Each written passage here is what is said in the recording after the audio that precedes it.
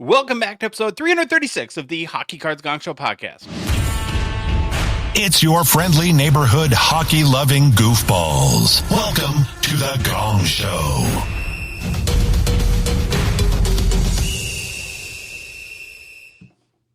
Hello, gentlemen. Hey. Hi, Louis. What up? Hello. Nothing. Me and Louis just went to the card shop. He did a car rip. Ooh. Did a car rip. Yeah. Well, I drove. What'd you get? It was fun.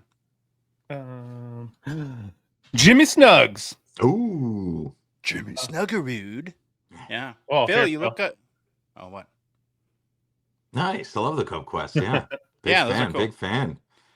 Philip, you have a glow about you today. It's Yeah. like you're in a place that suits you, that makes you feel whole, that brings out the best that there could possibly be in the Loud Collector. You must be in Toronto, hey? I'm in enemy territory. What are you talking about? I am very uncomfortable. Mild anxiety for at least 150 kilometers getting here. That's very far for you two guys. Yeah. Yeah, I'm in Toronto and getting ready for the big. Well, while you're listening to this, it might have already been completed. But I'm here to visit my boy Brad Hartland and his big extravagant opening. And I'm very excited. Yeah, very excited to go see Brad and see how it's going. Yeah. Nice. So you're going to do anything tonight while you have a free night in Toronto? Going to go see like a Leafs game or I don't know. What are you going to do? I don't think I'll be going to see any Toronto sporting events. And I'll be looking at Montreal Expos, What Could Have Beens from 1994. I'll be watching a YouTube documentary tonight. Yeah. Yeah. Well, yeah, Phil's live on location. He's the intrepid hockey card journalist reporting live from Toronto. And he's a man of the people, man of the job. And And of the excited hobby. to see what you come ambassador. up with. Yeah. Yeah. Don't come to me for knowledge, but if you're having a bad day, you can definitely come to me and I'll try and cheer you up. I missed your show on Friday night because I had a treat, something that came up. Our good friend Troy, co-founder of the Hockey Cards Gong Show, invited myself and my wife to see Sir Paul McCartney from the US Bank Stadium in Minneapolis. And as a lifelong Beatles fan, it was amazing, an amazing opportunity. Couldn't believe that. So Paul played for, I want to say, 3 hours and 15 minutes-ish Wow. at Really 83 years old. It's like Orange Man energy, eh? Love him or hate him. That's a lot of energy. Oh my gosh, dude. It was, I mean, he showed his age a little bit during the concert, like you would expect. It's not the 25-year-old version of Paul McCartney, of course, but it was so impressive that he was able to do that, even physically. And then just to have the desire, right? It's like we were talking about how he must just really love it to be that old. And I can't imagine he has any need for more money at this point in his life.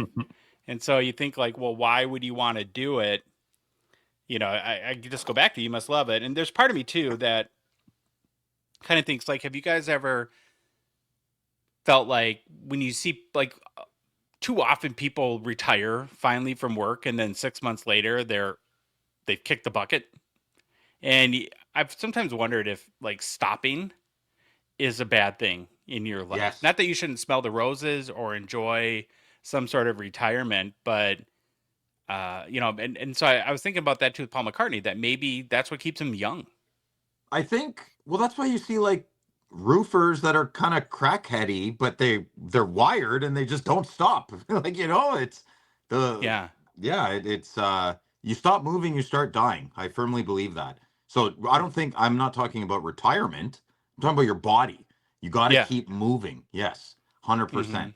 I think cardiovascular health is very important for longevity, and running around on stage, keeping the mind sharp. Well, it's not cardiovascular, but it all combines. Oh, crap. Good thing. Really? I got my Was it- deposit.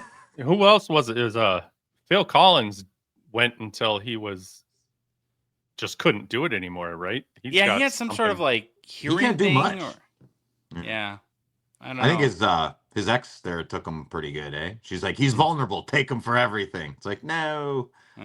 Well, it was still a treat. So thank you to Troy. It was fun to hang out with him for the night, and obviously got to see Paul McCartney, which was a dream come true. But we have a hockey card show to do. Very excited about today's show. A few announcements though before we get started. Rip Hardy, we had a big meeting last week with the brass at Mint Inc., who's, of course, the home of Rip Party 2, which is Friday, November 7th at 8 p.m. Eastern Time, live on the Gong Show YouTube channel. Planning is coming together. I am half excited, cannot wait, and half terrified. Live events are somewhat terrifying. I think we have a good plan. It's just, and I think we've said this before, like once the red light goes on and we know that it's broadcasting, I'll feel really good. But that, I guess that's part of the fun of doing a live event too, right? Is there's always the unknown, and that we'll have to adapt to any situation. What we won't have to adapt to, though, of course, is the fear initially of not having donations, because those just keep piling and piling in. We'll be donating likely well over 100 boxes at this point, ripping them on stream, giving them away in the chat, and then sending them to the winners. And we'll also be raising money during the event for the Mackenzie Health Foundation, which is awesome, to give even further back to the community. And I know that that's a cause that Mint Inc. is very close to as well. And again, when everybody gives, everybody wins. That's sort of our mantra. And hopefully it'll be a fun night to celebrate the hobby. If you have not donated yet, and about 80% of the boxes donated are just from regular collectors, not from card companies, and you want to embrace the spirit of giving and give back to Rip Party, you can still do so. The easiest way to do that would, at this point, because we're getting down to the wire, would likely to just go to mintinc.ca, go to their website, and find any box and use the promo code RIP Party, RIPPARTY, and you'll save 10% on your box, which is very kind and generous of Mint Inc. And then plus, when you choose in-store pickup, which is important, so make sure you do that, they will set aside the box for Rip Party in your honor at that time, and then you don't have to worry about shipping to us or anything like that. So that's just a very easy way to do it. And then lastly, on Rip Party, I just want to thank again our official sponsors who have really stepped up to help make the night an amazing event. So Mojo Fest, Pizzaville, Rotating Display, Slab Sharks, and of course Mint Inc. And there will be more coming soon to that. So we're getting close, boys. Excited. Very excited. When that red light goes on, baby, watch out. Let's go. Yeah, here we go. Really quickly on Reloaded Founders Edition, we have exactly 15 boxes left at the time of recording, so it's getting down to the wire. If you have not got your box of Reloaded, our first ever repack, hand numbered out of 300, now's your last chance to do so at gongshowreloaded.com. We're still seeing bangers come out of boxes. Phil, you sent a video from the other night where Grant Patterson was breaking some on his Friday night breaks, and he hit a sweet. The last card, yeah, man. The last card Grant did in his buybacks was one of our Gong Show Reloaded, but the last one from that whole stack was a Gretzky game used. Oh my god, it was quad patch, right? So 4 game used patches. Yeah, it was awesome. It was excellent to see our little baby product there just bust out something huge, Just blossom. Yeah, there you go. Aww. And again, so get your Reloaded at gongshowreloaded.com. Okay, Phil. Tell us about what went down on Friday Nights with Phil, in case anyone has not seen it yet. Yeah, it was a great time. We had, believe it or not, there's some people in California that really like hockey. So we had an LCS owner, basically Dave's god and master. This guy says jump, Dave says how high. But anyways, he's a great kid, great guy named Jake. And he came on Friday Nights with Phil, and I had a lot of questions for him, and he had a lot of good answers. So if you're curious of what goes on in a non-4 season city, and they really like one of our season's sports that they don't get, go check it out, Friday Nights with Phil. We also gave away a box of Flagship 24-25 Series 1 from my LCS out of the box. Big thank you to them, as always. And a very good, faithful, regular G Pauly, he won. Very excited. That's already mailed out. Everything's mailed out. Everything except Henry's box. Henry's Stature box is the only thing that's not mailed out. All right. And we had a great show. And did you hit anything Friday, good in your box? I didn't catch that part. I did. I hit a Cup Quest Bedard. Yeah. Wow. I mean, that might not be good for someone else, but I just want one card to put in my top loader binder. I'm a happy boy. So I was very grateful for that. I also have an amazing, I don't know if he's amazing yet, but I'm going to call my shot. A very good gentleman who is a musician, and he's had a YouTube channel for years and years and years. And it's not very popular, but he is very passionate and he's very quirky like me. I think he's got about 15, 20 years on me, so it might be like looking into the future. If you're curious what I'm talking about, you're going to have to wait till Friday at 9 and Ooh. come check it out. Mm. And we're not doing any more giveaway. Is there anything coming out this week? No, it's a week off. Excellent. Saves me to do shipping. Yeah, I mailed like 4 boxes. It was almost $100. So yeah, Oh, I need if anyone wants to sponsor my shipping, you could reach out to Phil at hockeycardsgongshow.com. That would be greatly appreciated. Not a bad ask.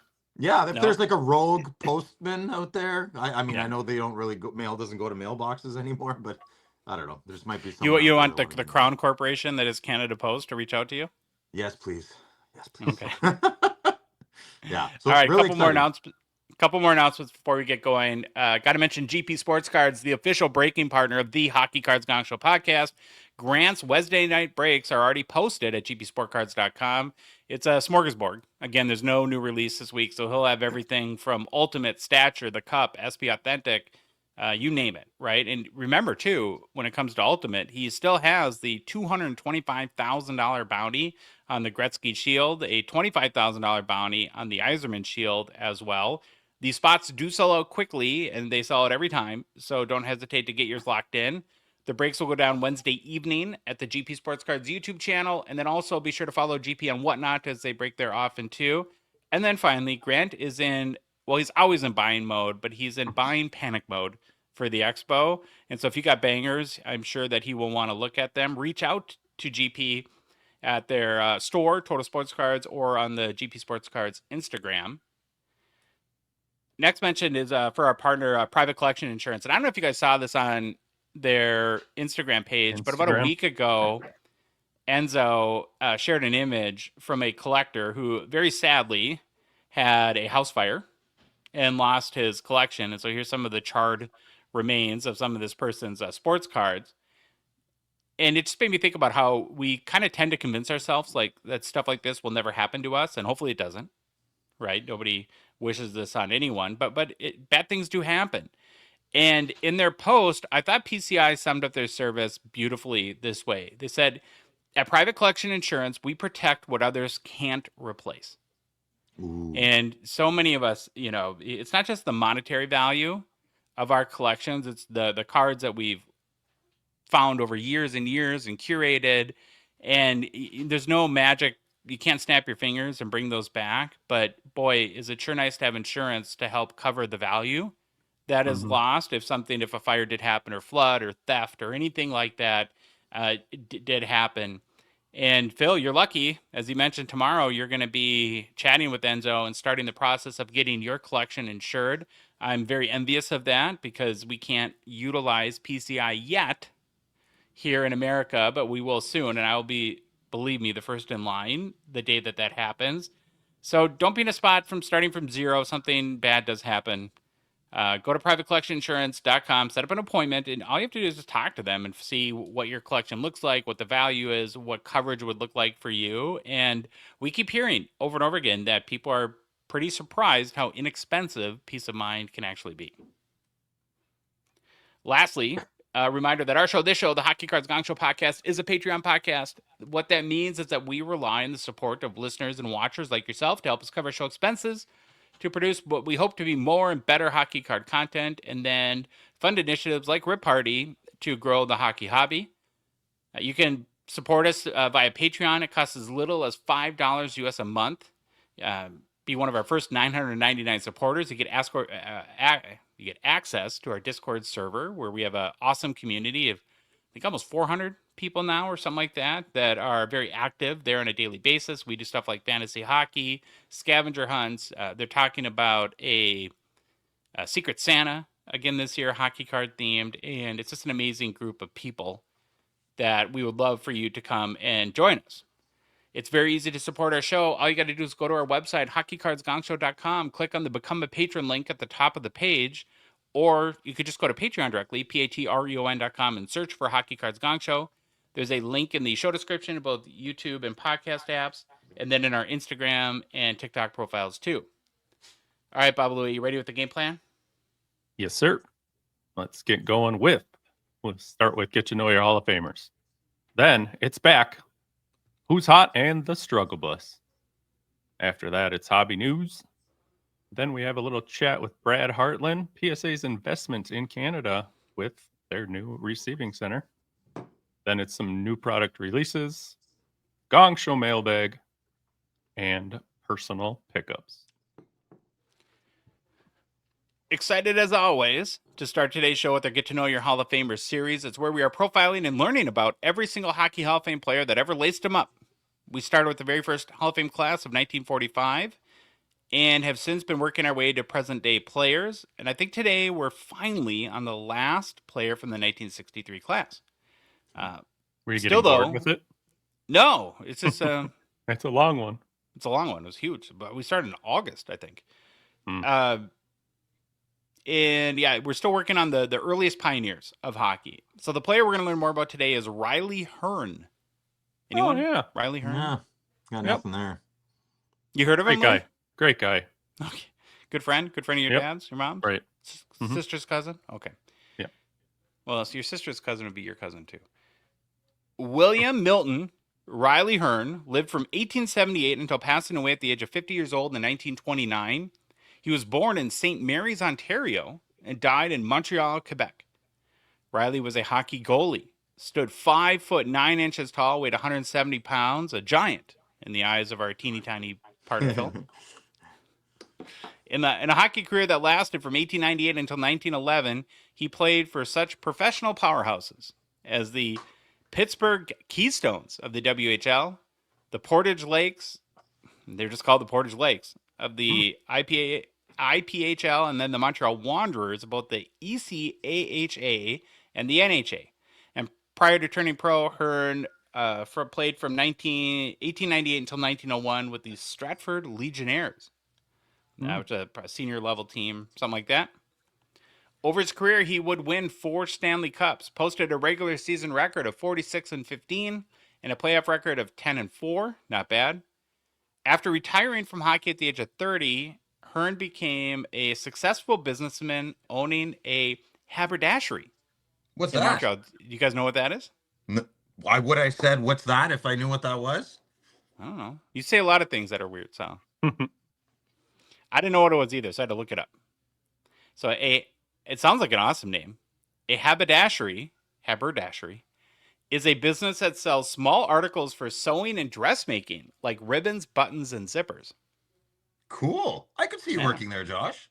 Oh, thanks. No problem. I think it would suit me, and I would do well. Yeah, it's safe. It's homely. It's so zipper right to your mouth. Riley also served as an NHL referee and goal judge. Passed away early at just 50 years old in 1929 from a heart ailment, unfortunately. Why should you care about Riley Hearn? Well, early on in Ontario, Riley Hearn played both forward and goalie on local and school teams, giving him a deeper feel of how skaters think, which would later help him anticipate shots. In 1901-02, when he went pro with the Pittsburgh Keystones in the WPHL, Hearn led the league in wins, 9 wins in 14 games, and was named to the league's all-star team.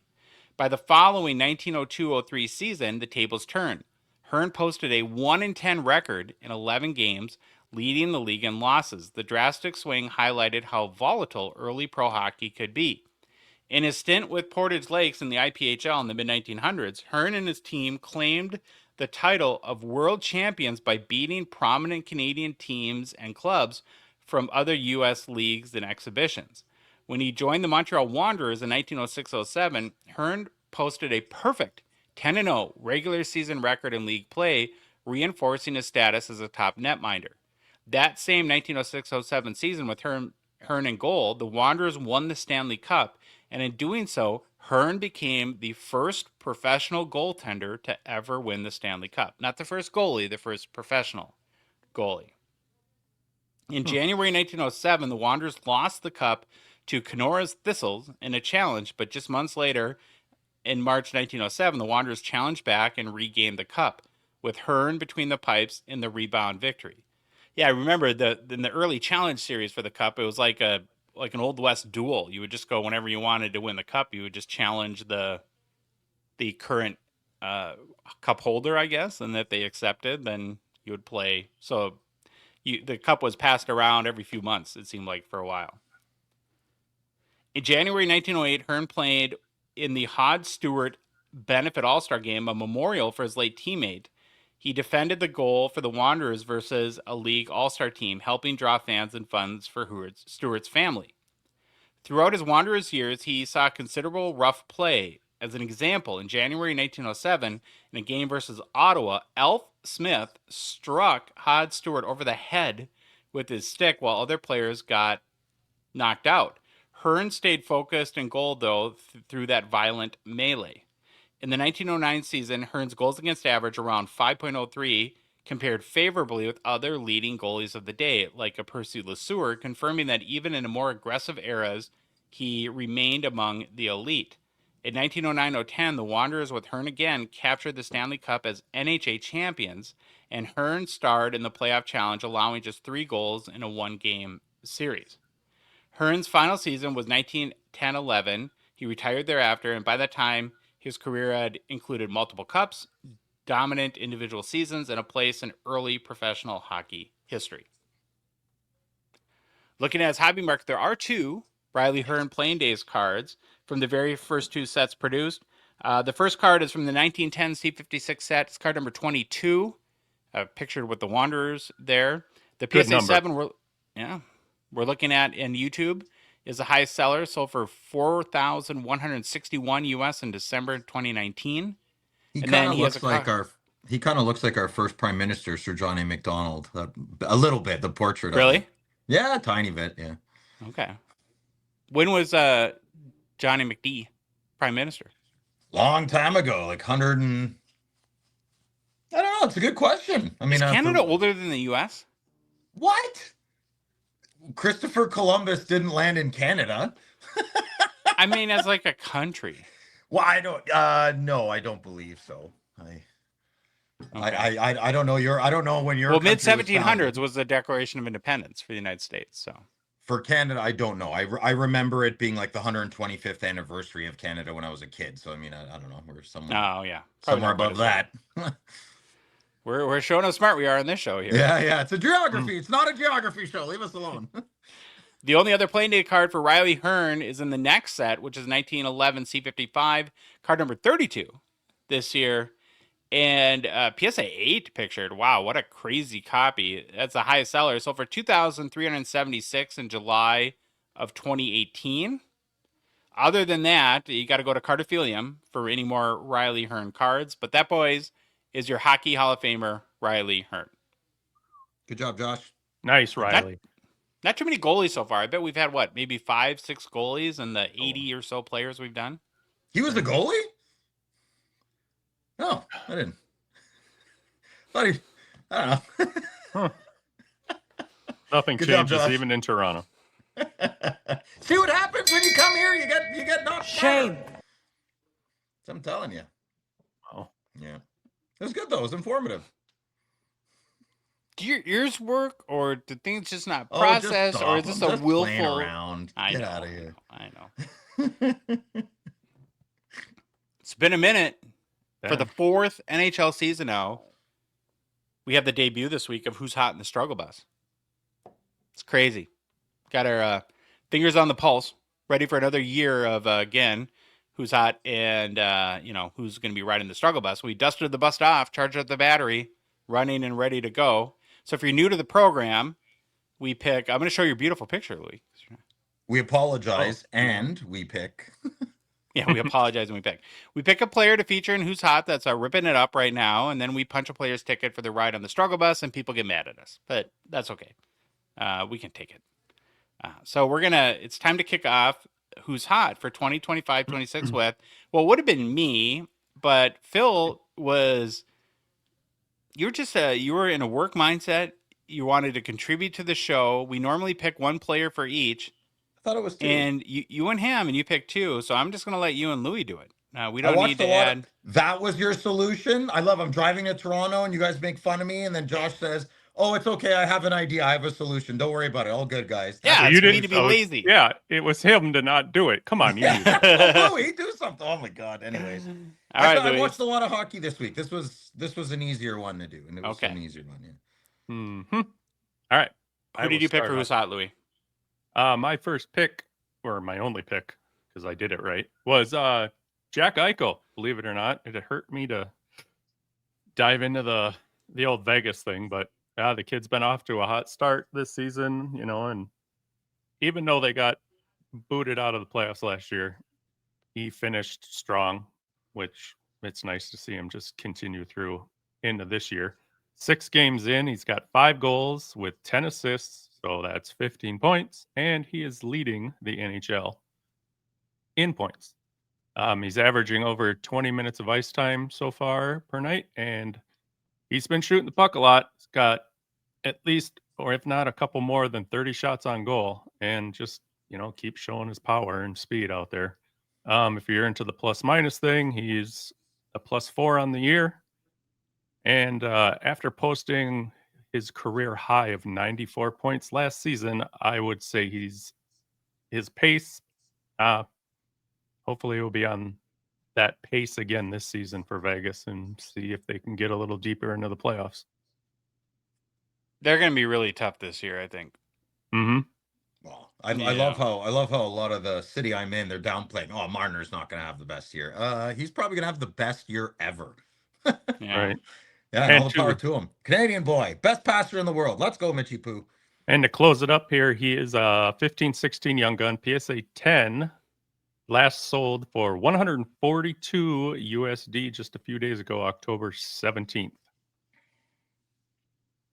All right, Philip, who are your guys that you picked for Who's That? All right, it was easy for me to do this one. Seth Jarvis, sneaky good Seth Jarvis. Blasted out of the gate, man. 9 points this year already. 6 of those are goals. He's on the Hurricanes. He's not a big guy, but that doesn't matter. No one else is on his team except Svechnikov. He's kind of like the biggest guy on their team. So, we're talking regular season here. This isn't playoffs. He's already generating 1.2 expected goals per 60 games, which is crazy, showing how much more dangerous he has become offensively. He's dynamic, man. Jarvis's shot volume has jumped to over 4 shots per game. He's playing with total confidence here, boys. He's even earning penalty kill minutes. He's almost at 2 minutes a game for killing a penalty minutes. Obviously, Brind'Amour trusts him completely on both sides of the puck. He is definitely on the smaller side, but he's skating excellently. Is that a word? I don't know. But he's finding his seams through the bigger defenders. It is regular season. I don't think he's going to get away with that in the playoffs as usual.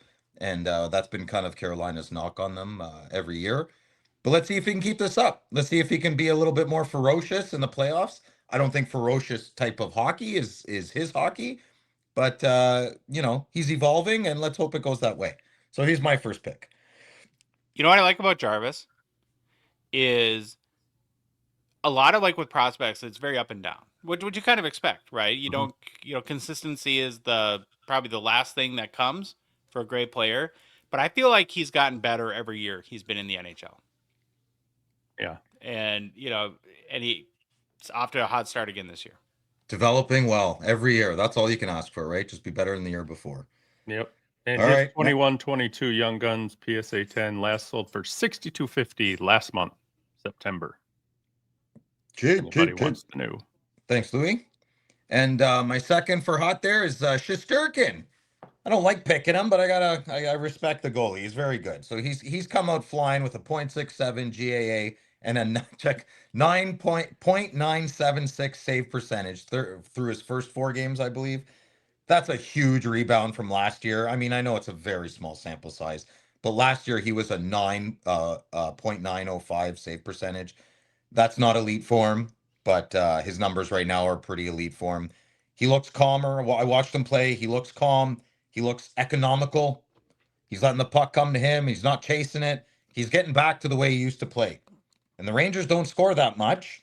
They should, but they don't. So Shesterkin has been the difference every night in these games. They haven't racked up big games, big high-scoring games. So he's been the difference maker there. And when your goalie is dialed in like that, I wouldn't know. I wouldn't know that. It's been a long time for me.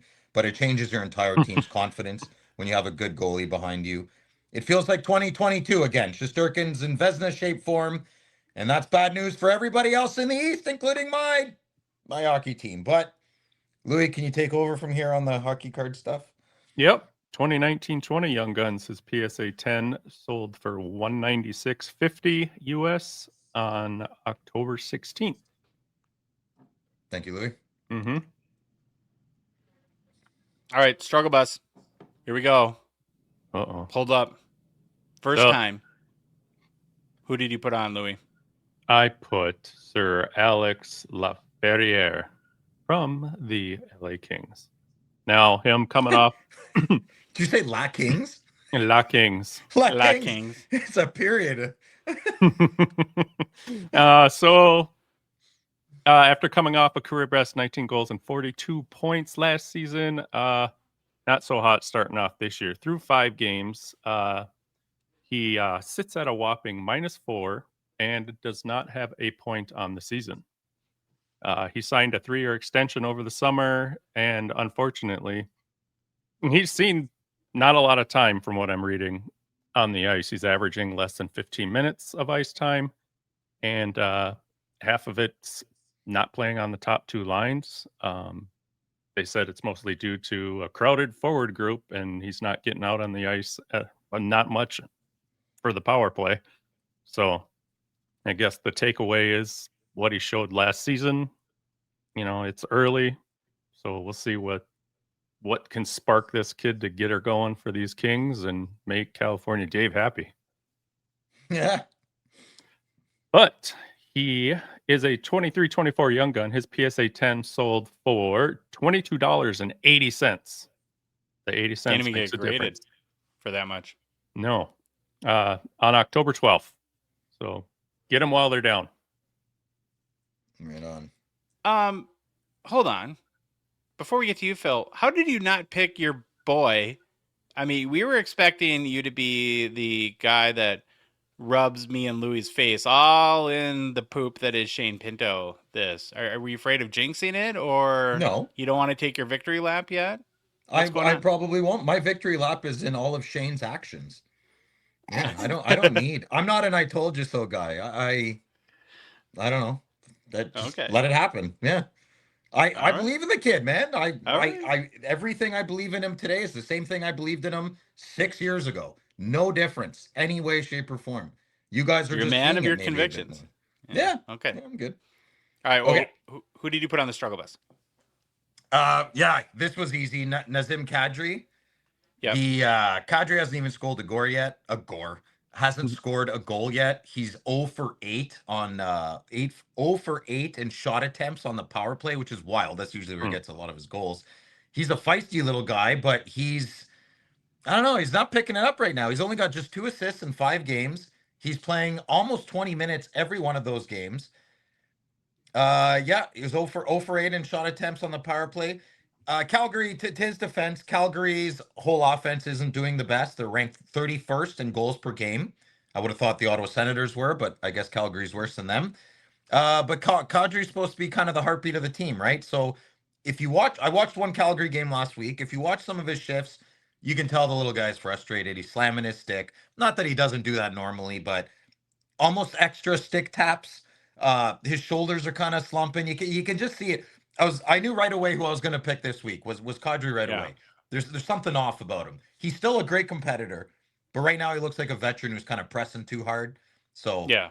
I think he'll be okay, but he's not having a good jump out of the gate. He's kind of schlubbing. So he's my first pick for sure. And Kadri is a 2010-11 Young Guns. His PSA 10 last sold for $85 back in April. All right, thanks, Louis. All right, I love this kid. I know he's Josh's boy, but yay, man, you gotta. I know he be a deserves truth it. teller. We're if we're anything on Gong Show, we're truth tellers with our Gong shows. So Wolf was great last year. He had a .91 save percentage, decent, good. But this season's been a rough start. He's at a .865 save percentage with 4 GAA. Okay, I'm lying, 3.99, but let's round up. Okay. He got pulled against Vegas after giving up 5 goals on 19 shots. Brutal outing. Hey, man, poop happens. We get it. But Calgary's defense has been a mess as well, allowing the 3rd most shot slots per game.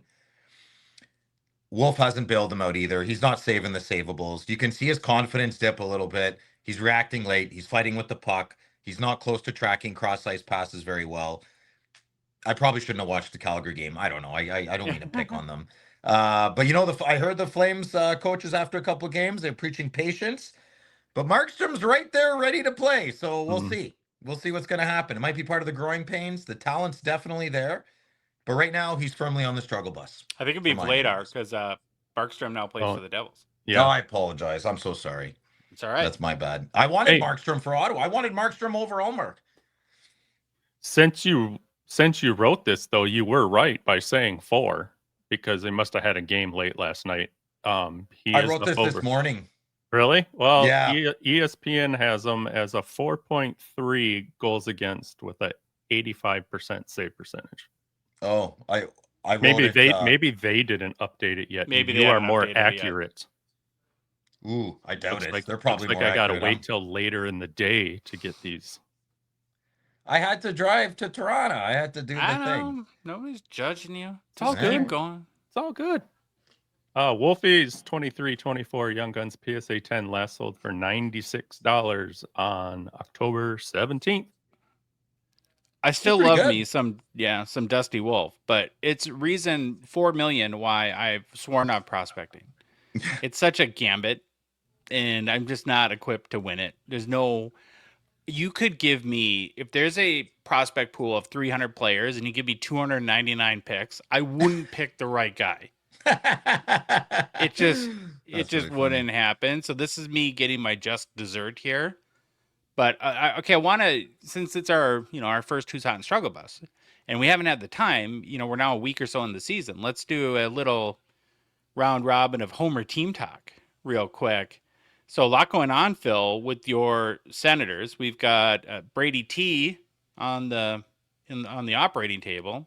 Yeah. You got Shane Pinto doing his old fire. Mario Lemieux. Yeah. You've got some goalie issues, it sounds like. How are you feeling about your team overall? Not very good. No, I'm not. I think we're a year behind, right? We are. I'm very happy Michael Andlauer bought my hockey team, but they waited an entire year before they did anything, and I think they were just trying to be safe and not ruffle any feathers with the city. Ridiculous. We're a year behind. I was originally happy we got Allmark, and then after watching him play 2 hockey games, I was like, why? This guy is very unsure of himself. He's very shaky. If you watch my goalie, my $8 million a year goalie, if he looks behind him constantly, he's very unsure of himself. I've already dealt with Matt Murray for years. He's another guy who my entire city loved. Everyone in Ottawa absolutely loved Matt Murray because he was such a good guy, and he's such a good dad, and he's overcome so many obstacles. He's dog crap. I don't care. Like he had one good year and he's dog crap. I don't care if someone's nice or mean. I want to win a Stanley Cup in my city. I don't care if my hockey team is voted the biggest jerks in the league. I don't care. I want the best of the best of the best. I want entertaining sports. And yeah, unfortunately my team I'm not too happy with. And I'm not happy Pinto. Of course I'm happy he's scoring tons, but now everybody's like, "Oh my God, Phil was right." And they want to go by. But listen, Shane Pinto is not a league leading goal scorer. He's Patrice Bergeron in a very light way. If he can even sniff Patrice Bergeron's shin pads, that's a win. That's a win. I really think Pinto is an excellent player. I do believe he is going to make he is a first and second line player, but he's not a first line center. He's definitely a second line center. And I think he's going to prove that for the year. Timmy Stützle's still got to play better. Everyone's so happy with his play. He's got to do more. He's got to do more. So Jakey Poo, are we happy with him Sanderson's so far? amazing. Yeah, Sanderson's incredible. He's Okay. the best player on the team. I don't know how else to say it. He's better than Stützle in a different way. He's the real superstar. Yeah, Timmy's kind of upsetting me. He I don't know if they're not. I don't know why they're not requiring him for shot accuracy practice. You know, he misses the net all the time. He gets beautiful goals. He takes over the game. I'm being harsh, but that's how much I love my boys, man. They can do a lot better. On our team, the Minnesota Wild, Mhm. if your name does not start with Kirill Kaprizov or Matt Boldy, apparently they think you're not allowed to score a goal. Right. Yeah, it's hard to be.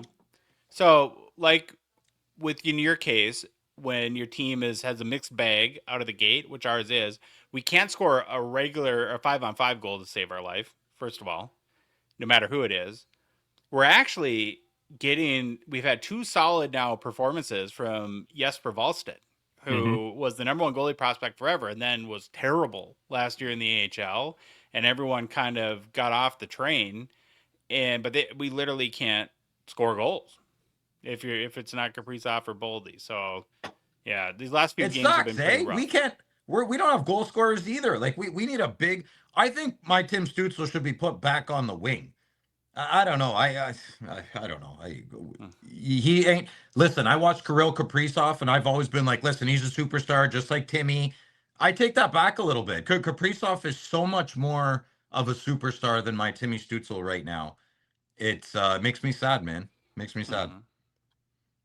All right. Well, there's week 1 in the books of who's out in the struggle bus. A lot of great performances, so we could have picked a lot of people. Could have picked Bedard. He's off to a great start, which is good for the hobby, very much so. Slab Sharks is a Gong Show partner sponsor. Thankful for their support of our show. The current Slab Sharks weekly eBay auction is live, ends this upcoming Thursday night. More than 6,100 cards in the auction this week, so another big one for sure. We are going to profile our favorites, but now we're going to move it to Thursday going forward during the season. I know Louis can't wait to see the ones I pick. Highlight of the week, he tells me every week. It's like Christmas morning every time for him. Love it. I am pretty good at it, so hate to brag. But these auctions have been on fire since, of course, the season started. U.S. consignments are really starting to heat up. Our P.O. Box is getting a workout. Why, you might ask, Phil? Well, thank you for asking. It's because Slab Sharks auction is the auction for hockey. It's the biggest. It attracts a huge amount of hockey collectors each week, and so there's a great chance you're going to get a ton of eyeballs on your cards when you list them with Slab Sharks. If you're a U.S. collector, we've taken away the pain, hassle, misery, depression, and horrifying nature of trying to get them across the border to Slab Sharks. So we are the official U.S. submission center, and even if you're Canadian, beyond, wherever you're from, Slab Sharks just makes it easy and simple to sell your cards on eBay. As a big part of their service is they basically do everything for you. All you got to do is fill out the simple submission form, box up your cards, send them in, and you're done. So for complete consignment information, including payout rates, and to get the process started today, head to slabsharks.com. Hobby news! Hobby news. Hobby news. What are you doing, Phil? Are you cold? Well, don't worry about me. Just worry about the news of the hobby. Oh, man. I love you so much. Okay. So this happened earlier last week, but Lane Hudson got rich. I don't know if you guys noticed that or saw that. But did he leave money on the table? Did he give a home discount to his Montreal Canadiens? So what the team has done is continued the trend all around the NHL of locking up your young potential stars right away by signing our boy Shimmy Shakes to a 8-year deal with an average annual value of $8.85 million. So when you look at when he's 29 and making $8 million a year, and if the cap keeps going up, that could be a heck of a good contract down the road. He's in his second full NHL season, of course, just 21 years old. The reigning Calder Trophy winner had 6 goals and 66 total points last year, and has 4 points in 5 games at the time of writing this story to start off 25-26. In my opinion, a fantastic deal for the Canadiens. I don't know, Phil, that they're in your division, but they seem to be on a scary path with all this young talent that they are accumulating and developing. So a couple years from now, the Habs could be a tough beat. All the power to them. I'm upset that they're in my division. One of my 3 wishes from my genie when I find the bottle and I rub it will be that the Montreal Canadiens are in the Western Conference. Oh. It would make my life a whole lot easier. Yeah. You could really root for them then. Yeah. Yeah, they're in my, come on, man. Special place in my heart, yeah. So would you be happy if you were a diehard Habs guy to lock up Shimmy Shakes for 8 years and under $9 million a year? Oh, when I heard that deal, holy moly, what a great deal. His dad must have been so mad. You left money on the table. You're grounded. I love your brother more than you. Well, we can knock Papa Hudson, but I don't know if you guys saw, he was also, I think, added to the preliminary U.S. Olympic roster. So there is hope to see Shimmy Shakes in the Olympic Games, I think, at this point. Well, just shows you if you whine and complain enough, good things happen. Mm-hmm. What do you think of the deal, Louis? I think it's great. Just, maybe he's just, I don't know. I get so wrapped up in some people trying to get as much money as feasibly possible, and I get it. But coming from our standpoint, I mean, my gosh, when's enough is enough? And then just to be locked up, to stay there, you're happy there, you want to be there, just do it, be done with it. They got him cheap, I think. They got him Yeah. dirt cheap. It's the But same they've got a lot of contract. good players, though, and they're going to need to re-sign them at some point. Oh, and so, yeah. Like, listen, Lane, we're going to sign you for 8 times 8 because then we can sign Demidov and Caulfield to extend. Like, that to me means you're rich. Rich doesn't have Yeah. to mean money all the time, right? Like, imagine being with point. your boys and winning 3 Stanley Cups and for 9 years, but you made 18 million less. Like, oh no, come on, man. That's life. That's the best life you can live right there. Mm-hmm. Mm-hmm. Shimmy Shakes is a 24-25 Young Guns PSA 10 pop of already 1,318. A lot of them. Holy cow. Mm-hmm. And think of this, just a 25% gem rate. So there's been almost over 5,000 submitted already. That's crazy. Yeah. Last sold for $350 on October 17th. It's about flat over the past month or so. And honestly, depending on the day, you'll see these anywhere from $350 to $400 US, the PSA 10s. Next story, we're just weeks away from the Fall Sport Card Expo, and a number of big names have already been announced as autograph signers with, I did talk to Mikey Singer the other day, and more are still to come. So those will be announced soon by the Expo folks. So I thought we would continue to tiptoe into the Expo waters here and just mention the list so far that has developed. And so I wrote down, and there's a couple more too, but 6 guys on the hockey side that really stood out. The first was Serge Savard, which I have a soft spot for now since I got to interview him last Expo, and Hall of Famer, of course, he'll be back there. But then beyond that, though, some really interesting ones. Patrice Bergeron. I would assume he'll have a big line. Yeah. Mm-hmm. Yeah. No Especially rookie all cards, your ticket stubs. Yeah, why? I wonder why he wouldn't allow rookie cards to get signed. I That's don't know. interesting. A lot of There's gotta people be are a trying to reason. hash it out and figure it out, and there hasn't been a definitive, real answer. I'd like somebody to say why, just out of curiosity's sake. Well, I want someone to bring a second-year base card then. Be like, huh? I also saw too, is he the one that has a VIP package, just like $1,000? Yeah, I didn't put that in there. It was $1,000. Yeah, $999.99. What, do you have a sleepover with him or something? He makes you breakfast. Yeah. Yeah. He rubs your back in the morning. And as far as signings go, he's on a little more on the pricey side. So you're going to have to spend a little bit more bucks, especially when you compare him to some of the other guys next. But a big get for the Expo nonetheless to get Bergeron there. And then you have Matt Sundin, Leaf legend. Bergeron's more than Sundin? Well, that doesn't make sense. What? Now, is Sundin one of those Leafs like Wendell Clark that you respect? No, Sundin's a legend. I love Matt Sundin, and yeah, I don't want to meet him, but he's top notch. What a gentleman. Phenomenal player. Bergeron just seems to be a pain in the ass with this whole signing thing. I thought you never know if that's him or his handlers. Yeah, though. that's what I'm saying. It's his handlers. It's got to be them. Patrice might not even know what it costs. Love you, buddy. Yeah. It's just nuts, though. It's not like Ray Bork. Yeah. And then the next is another Maple Leaf, but a current one. Matthew Nyes. 175 bones for an auto. It's interesting. Yeah. That's cool. I row the boat, Scotty Mott, go Gophers. He doesn't, remember we had little Domi there. He had to stand in our booth while were you guys there when little Domi was there behind the curtain? Yeah. Before he had to go and meet everybody? Oh, I wish that never happened.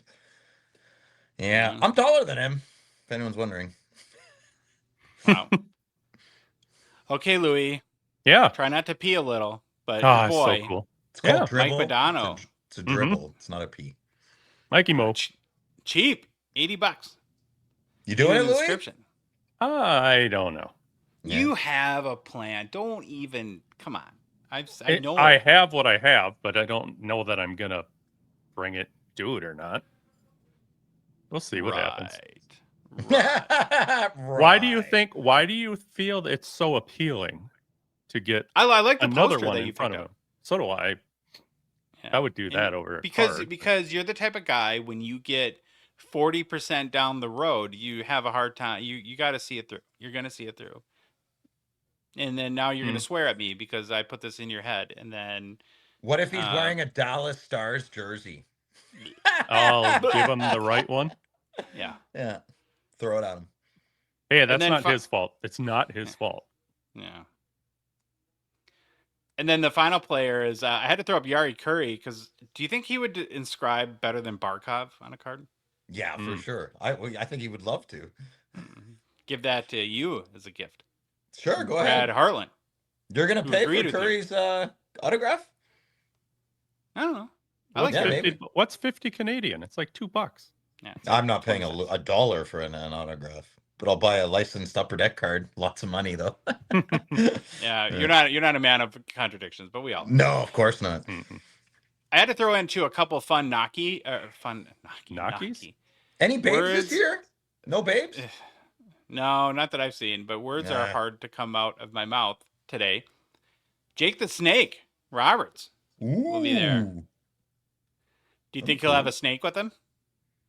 That'd be kind of weak if he didn't, no? That'd be like meeting No. Cheech and Chong and they're like, you want to get a beer? Be like, what? It's something else in mind. You want to smoke a parliament? A parliament? You want to vape Parliament. with me? Yeah. Where's I my don't know. Belvederes? And then the Trailer Park Boys. So will this be Nice. the longest line? Do you think? How popular? It'll be are these long. guys? Yeah, it'll Yeah. be long. Yeah. They'd be fun to meet. I would love to hang out with them. That'd be great. If you got to go to dinner with one of the three, which one would you pick? Bubbles. I'd go with Bubs, yeah. Yeah. I don't know. All three of them. I don't know. I love them all. Julian's hilarious. They're all great. Good show. Well, it seems pretty strong to me so far, so it'll be Mhm. interesting again to see who they add to the list. You can see the full list of signers and purchase advance tickets on the Expo website at sportcardexpotoronto.com. Last story in hobby news is we did get from Collect and Card Ladder the recap of total online sports card sales for September, and it's a little bit of a mixed bag. So it did dip. August had set the third straight month of all-time record sales at 422 million. That did dip back down to 387 million in September, but at 387 it was still good enough for the second highest month ever of sports card sales. So it looks like, I think overall the hobby continues to be in a good place and is on the bull market, I would still say. Maybe a little bit more on the concerning side though is that in September 5.03 million items were sold, which is the lowest since February. So while the total revenue was still high, there's less cards and items that were moving on the online marketplaces. And once again, eBay what 70-80% of all sales are on eBay. It's just crazy. And then Fanatics, I think, was pretty strong beyond that. But after 3 straight record months and the hobby sales regressing a little bit, now what do we do, boys? Is the hobby over now? Do we pack it up? Maybe. That's why I'm actually Thursday? in Toronto. That's why I'm in Toronto. I'm selling Grant all my cards. I'm not even going to see Enzo tomorrow. Oh, you're out of the hobby too? Yeah, done. It's Yeah. over. Well, we could I had a start bad the- day. We could start the Pokemon Gong show on Thursday. Oh, you know what? You know what's gonna happen? Oh, little Louie. It's gonna happen. You know how people on Twitter are always like, that's it, I'm leaving Twitter. I'm leaving, but they never leave. You know, they announce like, oh my God, the whole thing. I'm the main character. People are gonna start doing that in the hobby. And then they're just gonna see if anyone cares. And then if no one cares, they're not gonna quit the hobby. They just want people to pay attention. Yeah, people always get squirrely, right? And I think Yeah. like when people do that, like that's just they just want attention. What they want is for you to say, no, oh, Don't quit do it. it. Don't quit Don't Twitter. do it. I'm going Don't on leave- a different platform with less hate. Oh God, what? I love it. Come up with this crap. It's amazing. Love it.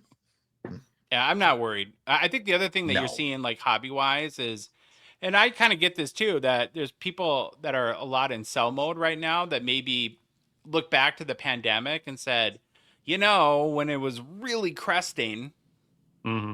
probably would have been a good idea to sell a bunch of stuff, even though I don't want to leave the hobby, but just as the market is super high right now, and maybe the stuff that doesn't fit my like forever PC, whatever, now's a good time to move it. So I feel like there's a number of people doing that too. It'll be fine. There's just so many different, like I say this a lot, my reality is not your reality. A lot of people hobby differently than we hobby. And Yeah. like if the hobby is doing great or not great, I love my cards the same.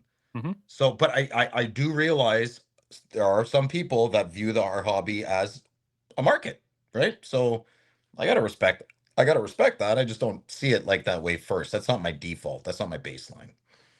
You know? Well, I think the way that the three of us look at the hobby and collecting is we don't collect the parts of it that are like the big time, like the ups and downs parts, like we don't prospect or we're not super into new releases and stuff like that. So we're not as susceptible to the emotional swings. Yeah. I think like, I kind of and like it when cards aren't doing well. I get things cheaper. Like Mhm. I don't mind if cards like, oh my god, the hockey card hobby went down 38%. Wicked. What am I buying? Yeah. I Right. want the cards I couldn't get before, right? That's Eh, when I call Matt Lee and say, "Ha! You have to not charge so high now. I want the Brady Kachuk Exquisite RPA." And I So, know we've said it before, and I'm not going to speak for you guys, but I don't care. I don't want my cards to be like worth a penny, but I don't care I don't care what the market does. I don't care what my cards do. I'm collecting the cards because I like them. So mhm. that dollar factor doesn't matter to me. Where I really agree with what you said, I give a very specific example. Like when I first started to figure out like what my lane was and what I really a lot of people know that I'm big into like 2012 Fleer Retro. I love the inserts. I love the parallels. I've always loved the 2012 retro PMGs. And when that light bulb went on for me, they were so expensive. And I remember kind of Mm. being like, I'm never going to get to own any cool one of these. But then the whole PMG market kind of tanked. And in the past Kinda, couple of it years, tanked. I've gotten a bunch of them. And that's where I totally agree personally with what you said, Phil, is that like I'm very excited that I have cards now that I literally thought like I've got, it's not like a huge deal, but the blue Mario PMG out Hmm. of 50. I would assume like that I was gonna have to spend five, six, that Yeah. $7,000 on that card, and I would just wouldn't probably ever do that. And so now I get to have some of the cards from a set that I really, really love. When I saw my blue Crosby for the price, it, I that I that's that card was going for thousands and thousands of dollars just 3-4 years ago. I'll take that all day every day for $1,000. Yeah. Yeah. Well, today is a big day for PSA and Canadian collectors that like to use their grading services. A brand new receiving center opens in Mississauga, giving PSA their first official physical presence in Canada. And to help us understand why this is important for the Canadian hockey collector, we invited Brad Hartland, the Grand Poobah of PSA Canada. But I don't think that's on his business card. I don't know. Maybe Maybe. onto the show to give us all the deets and details of what's going down. We also chatted about the upcoming Sport Card Expo and how PSA will be doing on-site grading again, and then got some of Brad's just a great guy and a tremendous hobbyist, so we got some of his takes on the hobby as well. So with that, we hope you enjoy this conversation with PSA Canada's Brad Hartland. We are excited to welcome back to the show Brad Hartland from PSA Canada on a very big day. Finally, the grand opening of the new PSA Canada Submission Center. Hey, Brad, how are you? Good, Josh. Having a great day. Very excited. Been a long time coming. Hi, Louis, as well. Sorry. Hi. I should have started that off a little bit better. Yeah, it's been a long time coming, almost 2 years in the making, but we're finally here Wow. and launching the receiving center. Awesome. So, for people that are not familiar, what is the PSA Canada Submission Center and why did the company decide that it's a good investment?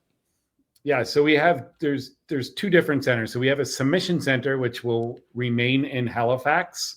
Oh, The submission center is where customers can come in and drop their orders off, and those orders will be shipped to our receiving center in Mississauga. So the difference between the two is in the receiving center that we now have, you can drop your cards off, and we're going to do a lot of the work to start the process in-house before the cards go across the border to get graded and then come back. So we're going to be doing parts of the first view images, the receiving part of them. We're going to help out a little bit with packaging research, and then they'll go over for grading to the US and back. So we're going to start the process and get that underway as soon as you drop your cards off. So that is going to really speed things up. okay, yeah. So that was what I was going to ask. That's a big benefit, right? That it makes it'll increase turnaround times or decrease, or what's the right word there? Increase Yeah, or decrease? decrease turnaround time. So the big thing, what it's going to do is, a lot of people don't know, but our turnaround times are when the package is actually received. That's when the clock starts to roll on them. Okay. So currently, even though we are blocked to Canadians at this time, you can only submit through PSA Canada. The receiving time doesn't really kick in until that package is entered in the US. So you could ship from Ontario to us in Halifax, say 2 or 3 days. Takes us a week to get it to the US. Takes them 2 or 3 weeks to get the boxes open, get them entered into the system, and then the clock starts to tick. So here, when you do drop your orders off, either by mail or in person, they're coming right into the back. We have a full team here that is going to start, and they're going to receive those orders. So the clock is going to start ticking right away on your estimated turnaround time. So it is going to increase the actual turnaround time. Yeah. Well, I think that's a big win then for the Canadian collector. And I think a big part of this too is, and this is where Louis and I don't have a great vantage point, but, it seems like what I've gathered from Canadians is that a lot of like American-based services are sort of designed for America, and then they get shoehorned, other places around the world. And so that this move is also, I think PSA, at least I'm interpreting as saying that, we greatly value the Canadian market, and we're going to invest here and invest in services that are geared specifically for Canadian collectors to get their stuff back faster. Absolutely. We're trying to remove as many friction points as we possibly can for our customer. So the biggest thing that we're launching 2 things on October 20th, the receiving center itself, but also the brand new online submission center, which we call OSC. So the OSC that we're launching is a Canadian online submission center that will be bilingual as well. You can click the English or French version. So we built that out, which was a big part, especially to service, we have a huge clientele base in Quebec, New Brunswick, and French people all across the country. So it was a big investment and a big undertaking to make sure that we localize the language for every market we go into, which is a big thing. Yeah, I did a little bit of work in public relations a number of years ago where we had some French Canadian clients, and I definitely learned at the time that, and it's just like any other language like Spanish too, where there's not just one version of French, or where you have to, you can be kind of insulting, I guess, to a particular region if you're speaking or you're writing or speaking in a completely different dialect. So it sounds like you guys did all the homework to make sure that you're spot on with the exact dialect of French that's used in that specific region. Yeah, absolutely. So when you log in from anyone in Canada is currently blocked from submitting directly to the US due to the ongoing tariff situation. So now we're flipping the switch on that if you are in Canada and you go to psacard.com, it will automatically direct you to the Canadian site, which mirrors the US site. There's some services that we don't have in play, vaulting, instant offers, comics. We're not accepting those out of the gate. We're working on adding those features sooner than later, but it's just taking some time. The product and tech lift is considerable for those, and we will have them in place. It's just going to roll out after we completely nail down our biggest core business. Then we'll move on. Gotcha. And so the receiving center, are you in it right now? Is that the Yeah. new building for PSA? Yeah, Oh, nice. Yeah, this is the new building. We're at 5560 Explorer Drive. It's right next to Pearson Airport. It's a $9 Uber from the airport directly to our office. So I'm going to say about a year ago, we started to, once we had the full green light to move forward, we started looking at locations, and we traveled a lot. I think I made 3 or 4 trips up here to look at different spots. We had at least 20 sites we looked at to try to choose. And my biggest thing was I wanted to be, for 2 reasons. I wanted to be close to Pearson, so customers could fly in, drop their cards off, not have to deal with traffic, etc. And I wanted to be close to the Sports Card Expo, which is, as you guys know and I know, like that's our huge event twice a year, that we wanted to be close to that so we could roll out. Nice. And is that important? Because you talk about like people like flying in and dropping their cards off, and you think, well, who would do that? But let's say you have like a real banger, like a Gretzky limited logos or something like that, that is, your high 5 figures, maybe low 6 figures type card, where we all know the mailing situations in with the postal strikes in Canada.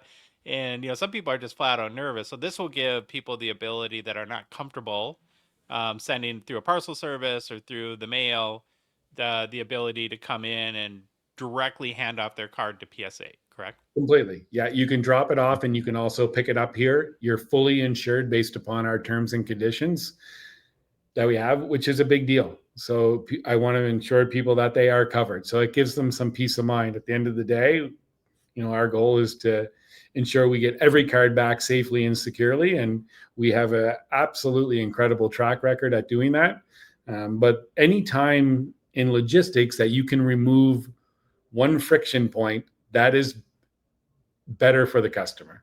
It's a better overall customer experience. Whether, you look at it now, and myself and team, we did the best we absolutely could over the last 5 years to service our customers, but it's a very clunky, long process. Like if you, Josh, sent us a package in the mail, like you have to mail it to us in Halifax, we open it, we verify the contents, we enter it on the online submission center from the paper copies that we had. We then create the order, then we package the order, we ship the order, we do a TIB process into the US. They then receive it. They enter it into the system. It's graded. It comes back to us. We create an invoice. We send the invoice to the customer. The customer at that time pays the invoice. We package it. We ship it.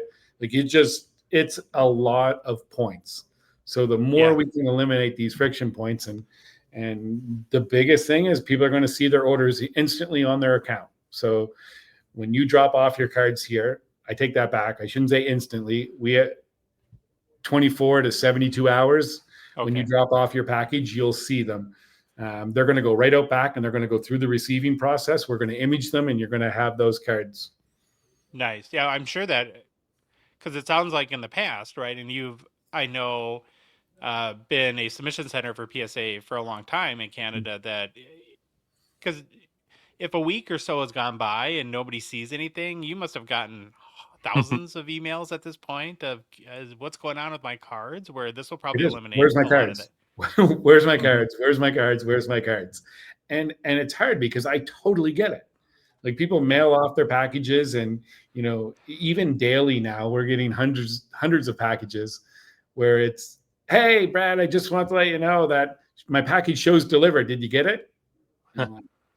Yeah. I'd love to be able to tell you I did if it was signed for by our guys, but it's about a 2 or 3 day window by the time we get to the package and we email out to the customer that we received it. Then we ship it off. It's a clunky process. It's the best that we could figure out and what we could do, but bringing in now the product and tech to have this new online submission center, it's going to be night and day for our customer base.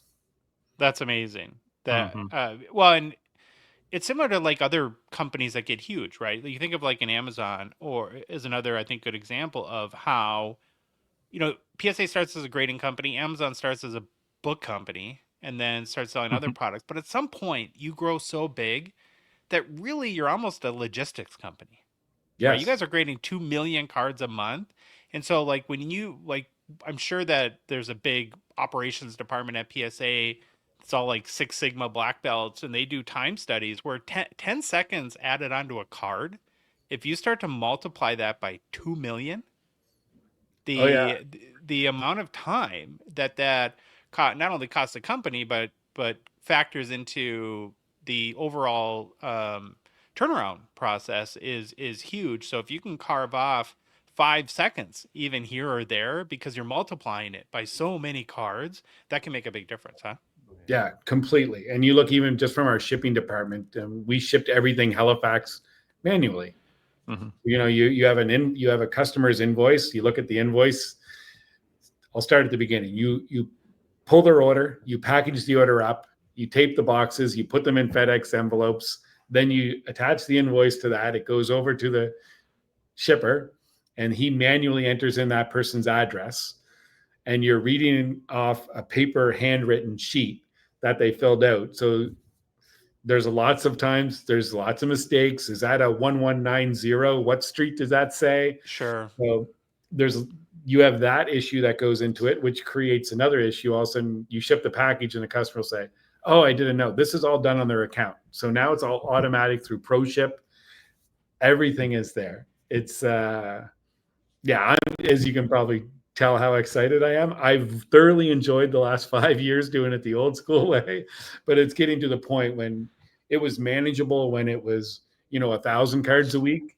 Now it's 30,000 cards a week that are coming through our doors, and it got to the point this is a necessity. So Have you ran any well, I'm sure you have, but have you messed with any trials and seen what this process now will do with the turnaround times? Do you have any ballpark on what they'd save, what we're saving? no, and like I said, it's not going to change the actual turnaround times that we Okay. list on our website. It's because this is the part that a lot of people did get confused. Our turnaround times don't start until it was actually entered into the Entered in. system and received.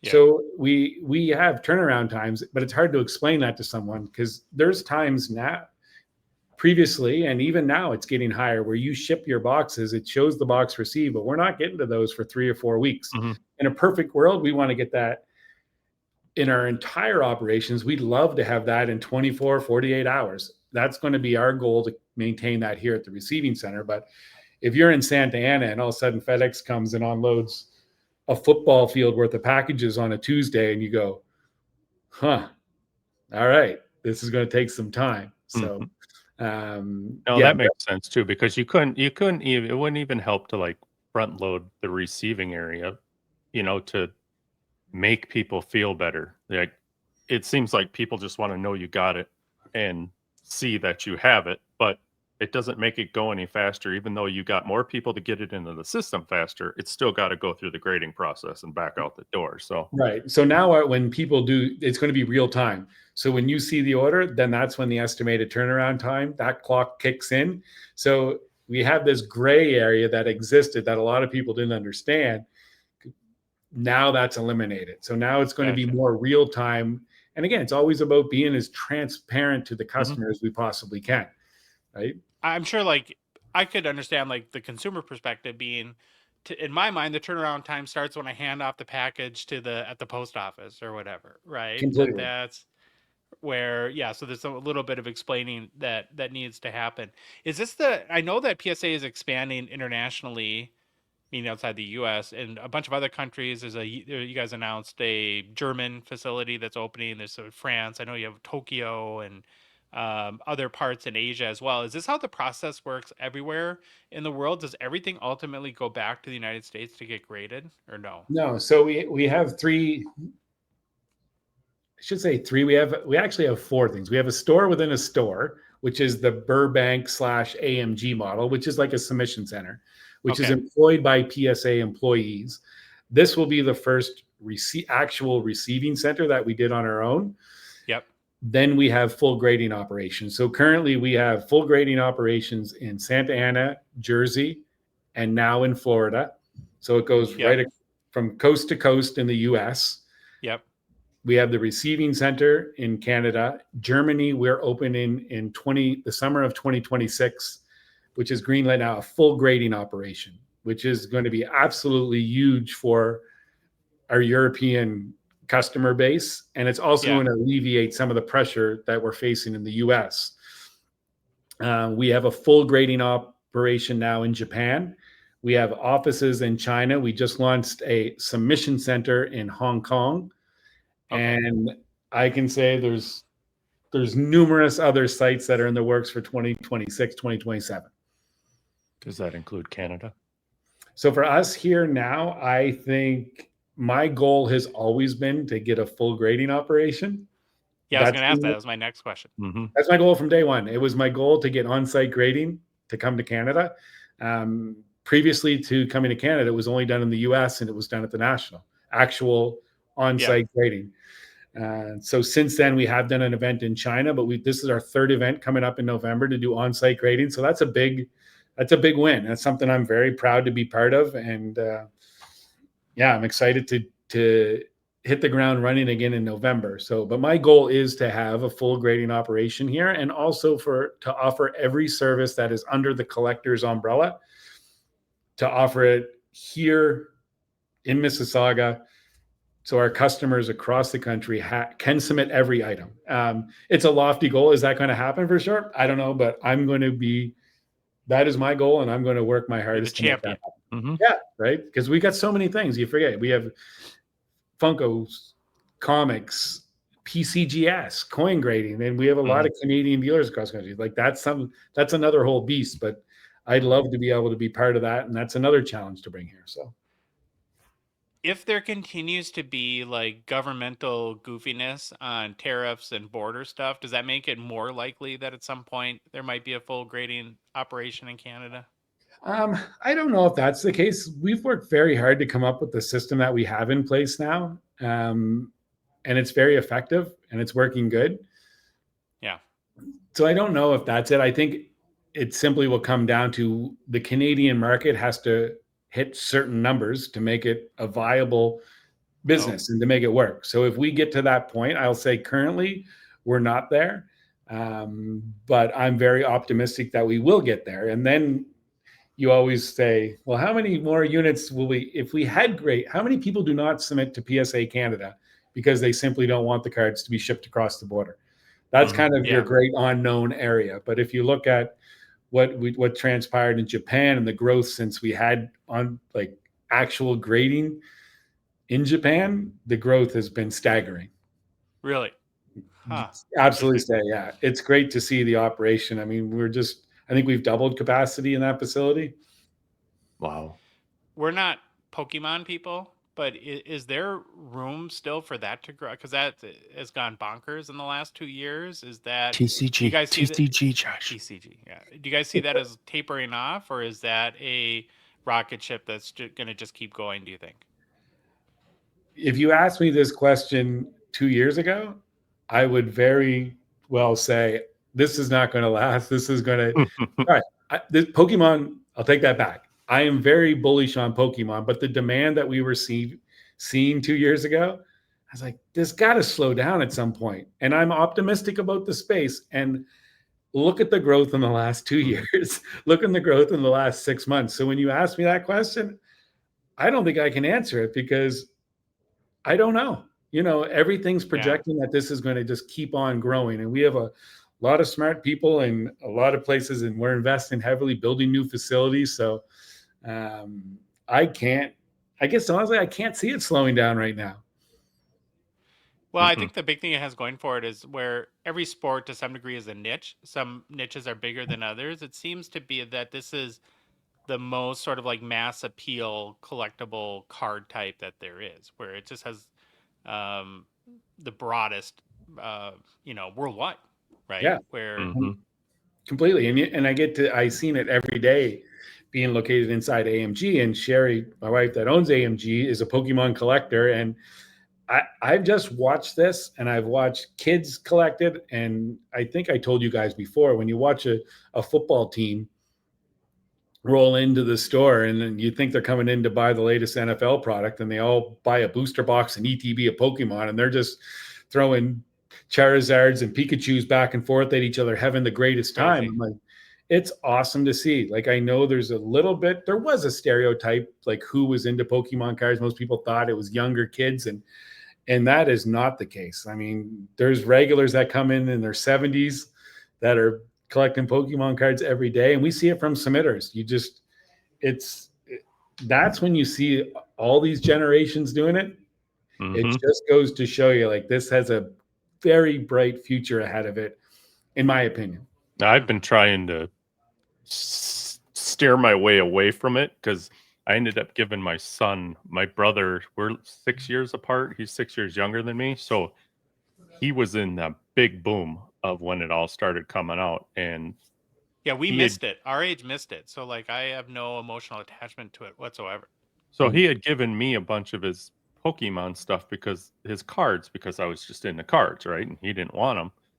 And once I found out what they were, I mean, we're talking, I don't know how you say it in Pokemon terms, like first release, series First 1, edition. First edition. Yeah. I gave that book to my kid, and I'm like, I don't want to see these. I don't want anything to do with them. And he tries to tell me some things about them, and I'm like, la la la. I don't want to hear it because I don't want to get into it because I think that would open up something. But I guess there's some pretty good stuff in it.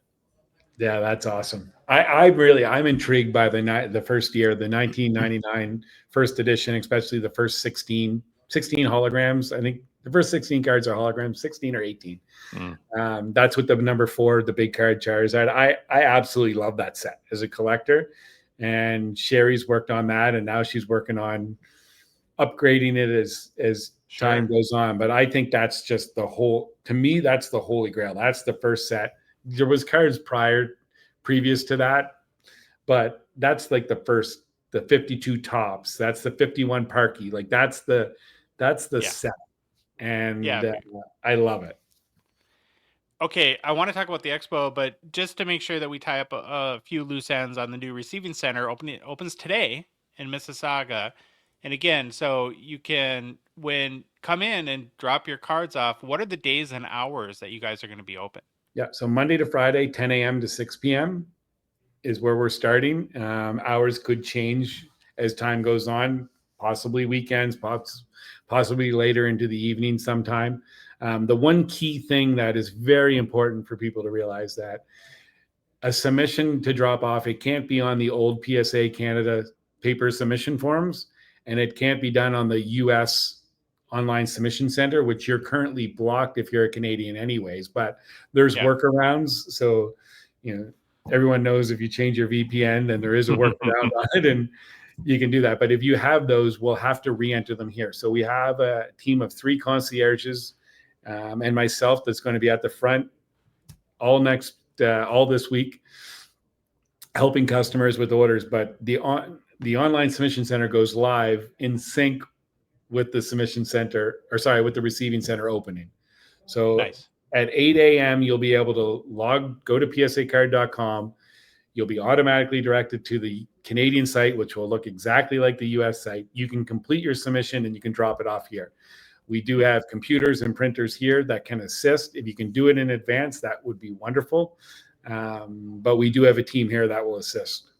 Nice. That's cool. And so if people hear this and then think about the receiving center a few days from now, are they going to be able to go to like the PSA website and get the address and stuff like that? And everything's there. We have social campaigns that are hitting Facebook, Instagram, everything's on the site. You can reach out to us anytime at psacanada@collectors.com, or you can go directly to psacard.com/support, and our full customer service team will look after you. So we have one customer service team that is going to look after everything internationally. So nice. That's awesome.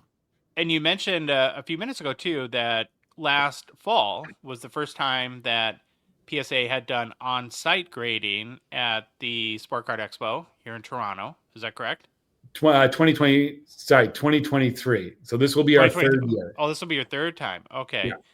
And you guys are planning to do that again in a couple weeks. So Yes. you're super busy, guys. Like, oh, the timing right here is kind of funny, I guess, in that regard. But and you've explained it to me in the past, but that's a really big operation. It's not just as simple as to say we're going to grade. So it kind of explained to everybody, like, what has to happen for PSA to offer on-site grading at shows like this and why it's typically not done very often. Yeah. So I like doing it once a year. I think the November show is just the perfect timing for it.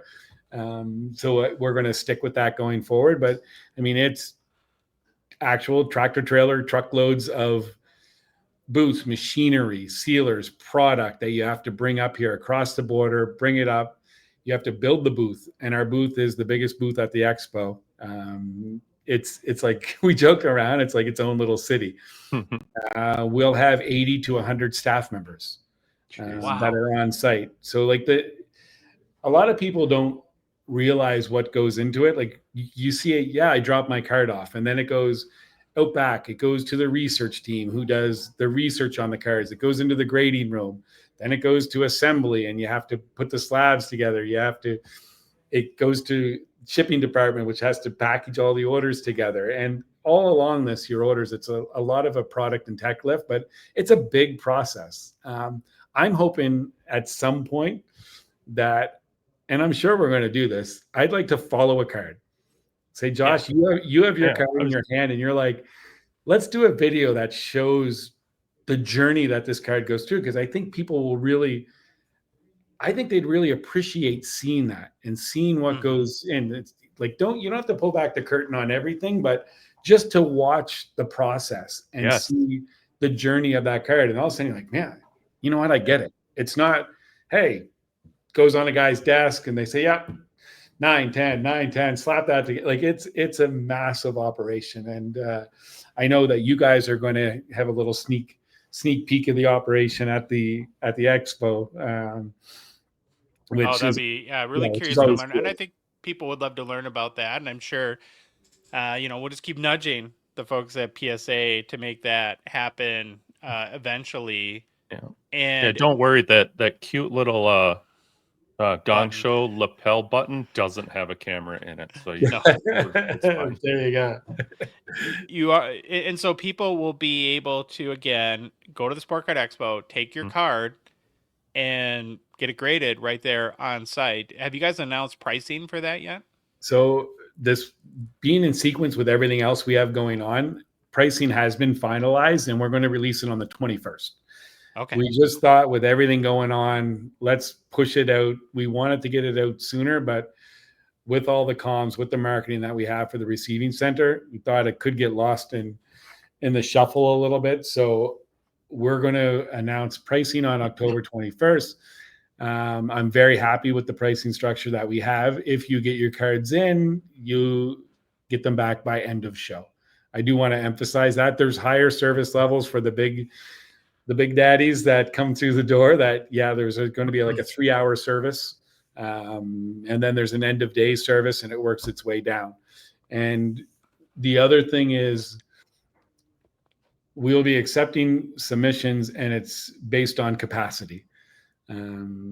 We've grown year over year.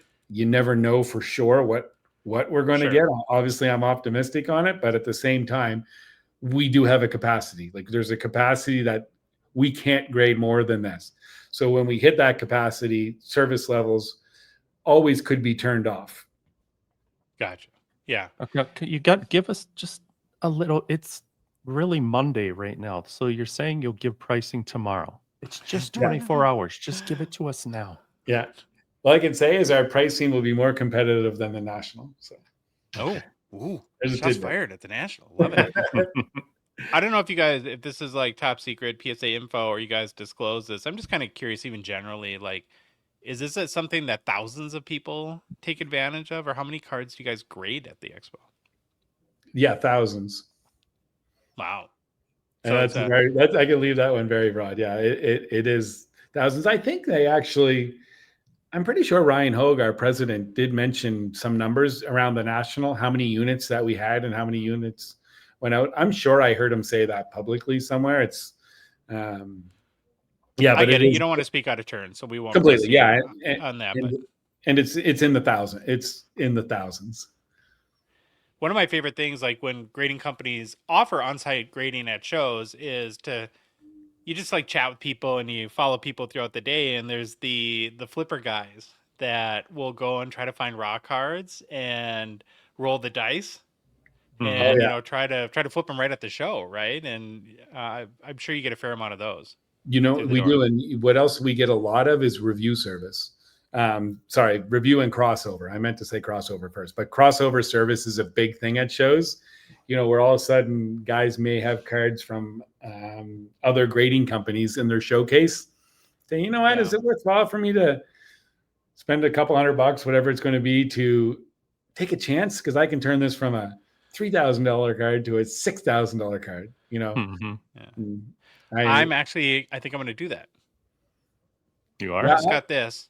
yeah. Oh, yeah. It's I love- Ovi 2013 Select, the green prism out of 25. Yeah. And I bought it in the BGS 9.5. It's got 1.9 subgrade, but it's got a 10 too, and then the 2. So I was actually thinking about taking this to you, Brad Hartland, Yeah, absolutely. I and your would team, love and to- say, don't break my heart, but I'm sure you're gonna break my heart, Yeah. and see what they say about. So I've been thinking about that. I think I'm gonna. How much does that cost? Or I suppose you can't say, but like Well, ballpark.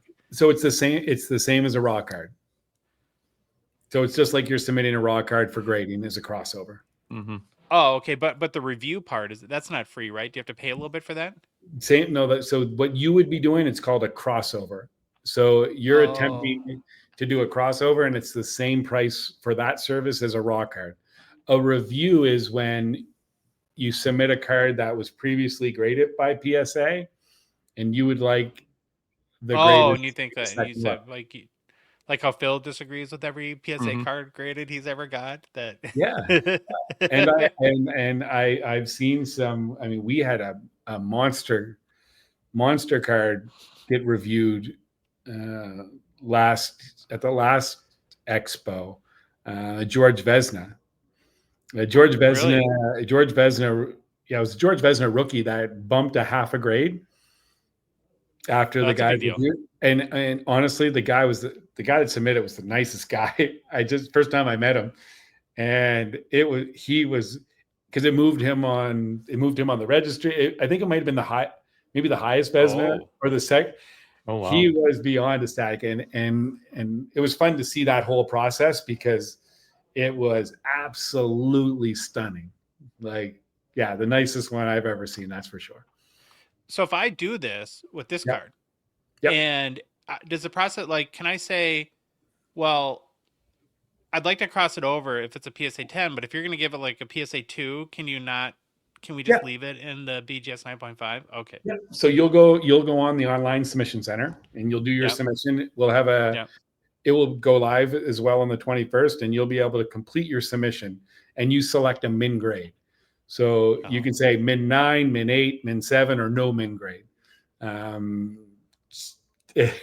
Yeah, it's a tough one. When people ask me my opinion on that, I'm like, I don't have one. I've seen the good, the bad, the ugly. I've seen, I did my Tiger Woods. I had a Tiger Woods SP Authentic 2001.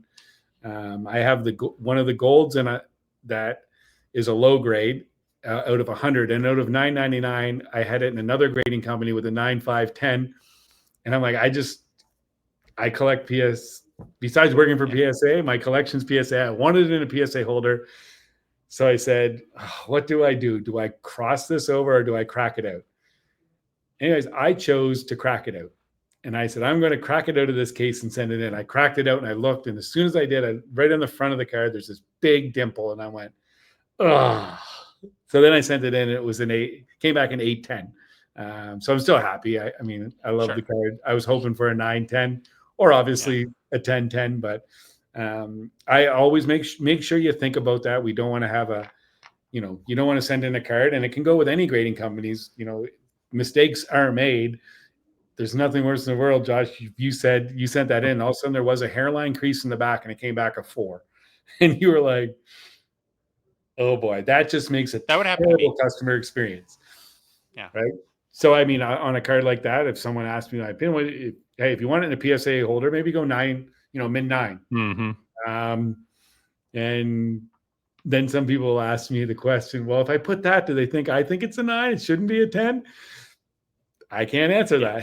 It's like, there's so many variables in this, and you want to give people the best advice, but I guess I want to educate them about what the possible outcomes could be rather than try to give them advice. I got 2 questions on that. I just thought of this now. Believe it or not, it happens. So Josh does all his paperwork. He's going to bring that card in, and he puts min 9. 10, because I'm an optimist. He There you go. doesn't want it out of there unless it's Go big, go home. Well, I guess I'm trying to think about the whole process. Somebody's going to look at it because if they think it's an 8, they're not going to crack it out of that because he wants it back in there. When the person, I don't know if you can answer this. Yep. But when the person, say you're the guy, you're getting that card, do you look at it and give it a grade before you know what they want it to come back as? You know what I mean? I think I know what you're saying. If I'm saying I want it to be a 9, do you know that I don't want it to be graded unless it's a 9 before you see it or not? Yes, the grader would know if you requested a min grade. Okay. Yeah, and then they wouldn't, but I don't think they can tell for sure because actually I am impressed with this one with the slab. Like one of the common issues with BGS slabs is they can be scratched to all get out. Where and on a Prism card, the surface is probably the hardest part to tell. And so I would think that like in a crossover situation, if you're in like an older BGS holder that's like looks like an ice rink at the end of the first period, right? Before the Zamboni makes it nice again, it's got to be sometimes hard to tell. Like Absolutely. And I'm not a grader, but I've built up a great relationship with a lot of our grading team, and you're exactly right, Josh. Like at the end of the day, if they have that card, your card, for example, in front of them, they're not going to base it on what anyone else previously has said. I'm not going to say they're not going to look at the label. Obviously, it's in front of them. Yeah. They're not going to cover it over, but they're going to assess the card for what they're able to see. So there's a lot of times, I've had people submit 20 cards for crossover, and all 20 came back, and none of them crossed. And slabs are scratched up, or you're just not sure. So before they say, because once we crack that, then you grade it. Like look at me, for example. I thought personally, I thought my Tiger Woods 9.510 was perfect, and I was like, this is going to be it. And I was like, I'm going to crack it out and send it in raw. And then as soon as I cracked it out, I didn't see the dimple on the front of it. So if I was grading, I said, you know what, I think this. If I submitted that and I had min 1010, and all of a sudden they looked at it like I looked at it. Again, I'm not a grader, but I have knowledge of cards, and I looked and then I cracked it. And then what would you do? So you have to be sure. And if the cases are scratched up, that's definitely going to come into play. So it's Okay, I was just going to jump in and say, so how I interpret that is that if I submitted this card and the case was super scratched up and I said I want a minimum PSA 10, and your grader looked at it and said, I can't honestly give an assessment of the surface because it's so scratched that I can't tell where, it's just where then you would just say you would reject it and say, and even though the card could be a PSA 10, but the case is preventing you from being able to make that assessment. And based on me telling you in the process that I only want this crossed over, if you guarantee it's a 10, then you would say no. Completely. I would make the exact same assumptions that you just made. Okay. Right. Okay, now on to my second question then. Josh submits this card. They get it. He says he wants a min 9. Now, if it's not going to get that, is he charged the whole grading fee, or is it's still the whole grade, not just a review then? Correct. You pay the whole pop, and even if you submit a card for a review, you still pay the full pop, Oh, yeah. You said that. right? Never mind. Okay. And Got it. But there's lots like of- in the case, oh sorry, Brad, but like in the case that Brad said, I wouldn't run the risk of going backwards versus cracking it like he did with his Tiger Woods, not noticing something, submitting it, and then coming back with like a PSA 6 or something like that. right. Got it. So Yeah, you have to make that decision. We've had lots of people that have submitted cards for crossover, and I know that they came back, they cracked them and resubmitted them, and they did achieve the grade that they wanted, that they did not achieve the first time.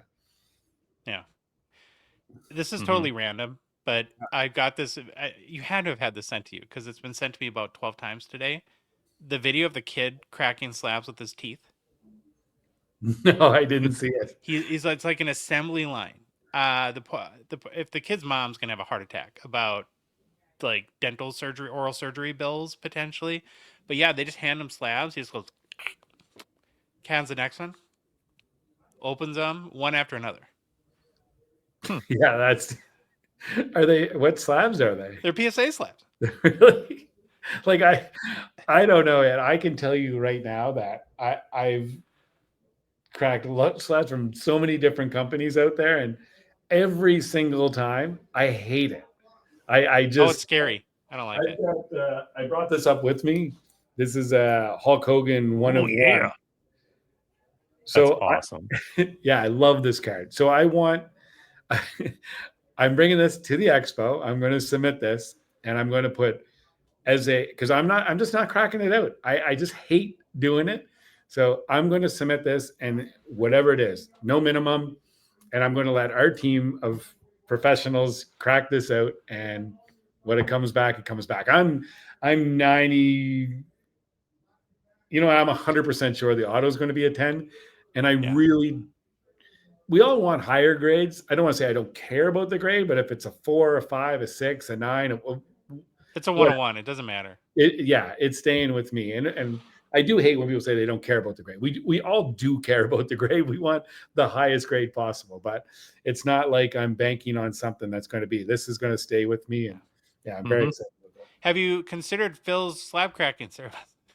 Yeah, I still remember. I don't know if you guys watched this, but Chasing Cardboard Ty Yeah. had a 52 tops mantle. I think it was a PSA 1, or I think it was PSA or SG. I'm pretty sure it was a PSA 1. And he cut the card in the middle of the card. If you Google it, it's got crazy amount of views. And he split the card, and then it went cracked all the way down through the middle of the card. He's like, and then he pulled it apart, and he's like, yeah, that's how I cracked slabs. So I was like, I could not imagine doing that. Could you imagine? Right? Crazy. Yeah, it's terrifying to me because I haven't done it. I've done it probably 5 times total, I love it. but I always close my eyes and wince every time I do it and expect I the know. card to get ruined. It's funny. I watched that video, and I don't like heights, and I had that same feeling when I watch somebody on a mountain cliff that's hanging there, and I get that instant. Yeah. I don't know if it's whatever that feeling is. I get the jitters. I get that when people crack out their cards, and I always go back. Can you imagine the guy that when the guy was it 10 PSA 10 Michael Jordans, and Jordan signed them? Yeah, and is that the ones he did with gold ink? Yeah, and he did. I think he cracked out 10 PSA 10. So what are they? $400,000 a piece or something? Something like that. So we had a staff member that had to crack those cards out, remove them, give them to Jordan to sign them, and then we sealed them again. I was like, I would not accept doing that for no chance. Like no chance.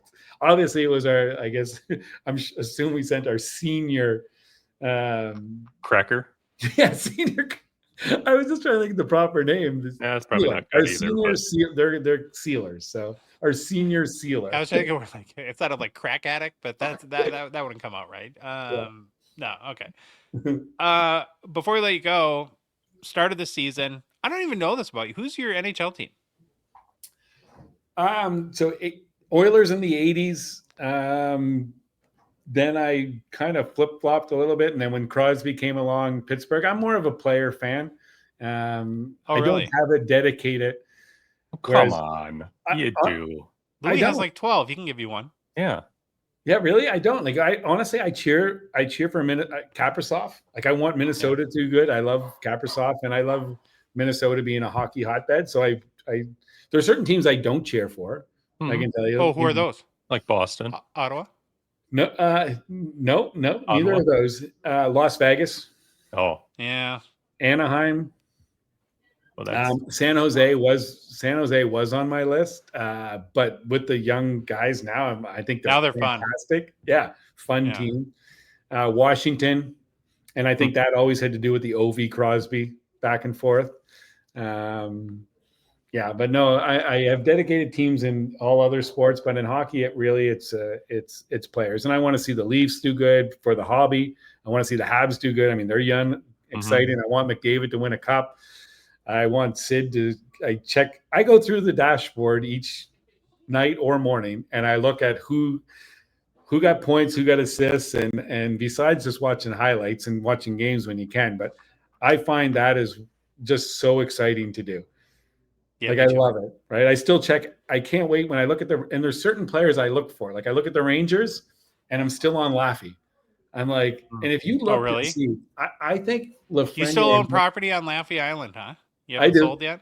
No, I do. I got a whole bunch, and if you look, and this is why I said, a friend of mine, Brian Fancy, he does the same thing with Laffy, and if you look at the percentage of points that he had, and I'm sure there's a way you could do this. He, as a percentage, he would have more points in the first period than any other player. His points all come in the first period. There's times you start off, like if he has a 2-point game, it's boom, out of the gate. And then he dies in the second and the third. And it's been consistent. How do you explain that? I don't know. I don't know. Huh. Comes That out is, of the game hot, and then he just kind of chills out for the rest of the game. I don't know. Are you a Demidov guy? You think he's the real deal? I don't know enough about him. Obviously, he's flashy. I bought a bunch of Michkovs. Cole that worked at AMG, and he's one of our newest PSA employees out of Halifax. He's 19. He's young. He's in the scene of all these young gun guys, and I told him we'd do something together. So we have a nice little stack of Michkov cards. So Okay, so he's like of the prospects. He's your guy. yeah. I think I just thought if he meshes with Tocchet, then he can really be the guy. Marchenko in Columbus is another guy that I just think is super, super undervalued for the ability that he has. And I know he's in Columbus. It's not necessarily. Yeah. It's not a hockey hobby hotbed, because Columbus is incredible to be a hockey fan. Yeah. But I know it's not in the hobby. So one of my good buddies is actually Jody Shelley. I don't know if you guys remember Shelley, tough guy. He's the announcer for Columbus. He played about 10, 15 years, and he's in Columbus. He went around. I think he went to Philly. I should remember all his teams, but I don't. But yeah, he still said it's one of the greatest places to play hockey ever is in Columbus. So. Are you surprised? You know, we talked about like how much Pokemon has taken off, and the hockey hobby side, the cards that over the last year that have gone bonkers are the Outburst Golds from Flagship, and then the Shields. Like Shields have gone. We talked to Grant Patterson a lot, who's a big Shield guy, and he said that from the National they've doubled almost in value. Did that surprise you at all? No, not really, because I do think in the space, hockey is undervalued and more money is coming in to the hockey card space. I'm not a Shield guy whatsoever. I just don't find them. They're kind of clunky as a card. Again, my personal opinion. Just doesn't. I love 101s. I love the Gold Outburst 101. That Ovi that just sold. One thing you guys actually Gong Show educated me on, and I never really thought about it, was being the first one, and you guys talked in depth about it, and a veteran player, how many of these are they playing days are they going to have? And, you know, if you look at the basketball card market, playing days is such a big thing. It's like, if you get a Jordan card from his actual playing days. So I don't think we've adapted quite as much of that in the hockey card market now, but I think that will come into play. So you look at these Ovies 101s, and yeah, I think it's really, really cool. Can I give you a great example of that, where a card that I've always thought is dramatically, and I don't own one, I want to, and I shouldn't even say this because it's, but what is it, the 97 and 98 Gretzky sign of the times? I Yeah, mean, it's like there's a billion Gretzky auto cards out there. Those go for about what an average Gretzky auto goes for, and those are plain days Gretzky autos, and there's very few of them, and a lot of them were like the weird SPX cards, which are fine, but it's like I think those are not, like, I don't love them because like there's his auto on chromium a lot, which you can't see yeah. very well, and I've always thought those sign of the times cards are really underappreciated. Yeah, I completely agree with you. My one thing with Gretzky that I do like, I love Gretzky autos in Oilers uniform because that was in my Sure. space. So those are with the Rangers. I think I have well, I know I have the 97, 98 one. I can picture with the white, it's white front Yeah. with the Rangers Gretzky. A And he beautiful signed in signature. black on that one too, didn't he? I believe, like black ink. I can't I want to say. honestly, I can't Hmm. remember. If you would have I would have said blue if you would have asked me, but it might be Oh, you black. might be right. You Yeah. might be right too. But yeah, I mean, you have to take the Rangers thing because that's who he played for at the time. But that, eh, I've never counted or gone back and looked at, but there's got to be less than 10 or 10-ish, I would say, Gretzky playing days auto cards. And so Yeah. I just wonder Mhm. if 15 years from now that's not an important distinction. I think you're 100% right, and you guys really opened my eyes to that when you're talking about the Ovi outburst. Because at first, it's first glance, it's everyone's like kind of, I guess, sticker shock, like, oh my Yeah. god, like what? How much did that go for? And it. But I could say over the years, I love picking up one of one cards of anybody, and I've got some like Bernie Nichols, one of one. I'm like, I'm in. I love it. And one thing I like on one of ones as well that I hope Upper Deck really takes notice of this is, yeah, I get when you can just do the one / the one, but I love when it's one of Of Of- one, it's one. script. Yeah, Yeah. it just adds such a sign. If we're thinking about that now, I think that is going to add a premium to one of one cards in the future as well. So Yeah, it's Okay. special. It should get its own little treatment and be Yeah. like Well, that. one-on-ones need to be special, and I'm glad, like in Stature, they pulled way back from that, where there's not like 100 million one-on-ones. Mhm. Okay, now though, the gold. Here's the gold outburst. Interesting cases to me are the McDavid and Ovechkin, the retro that they've done in Series 1 and Series 2.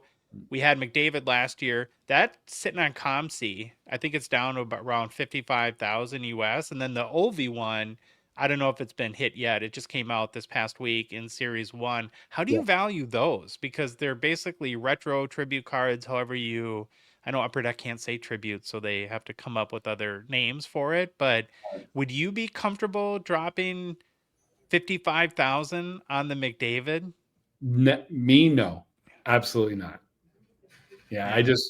one thing I am doing, and I'm building, and I love the Young Guns Renewed.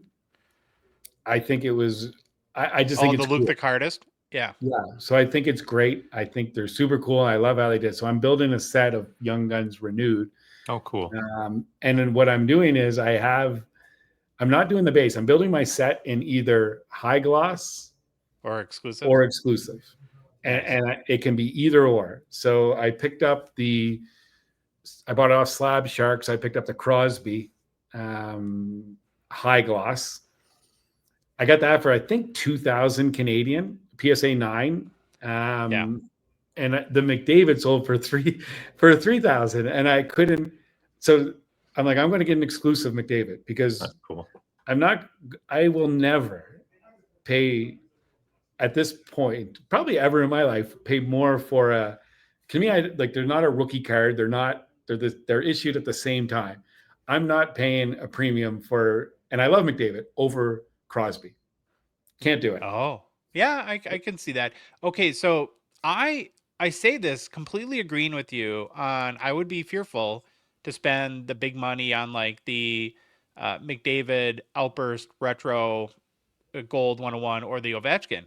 That being said, though, this past week we did a hobby poll. Mhm. We had almost 3,000 votes.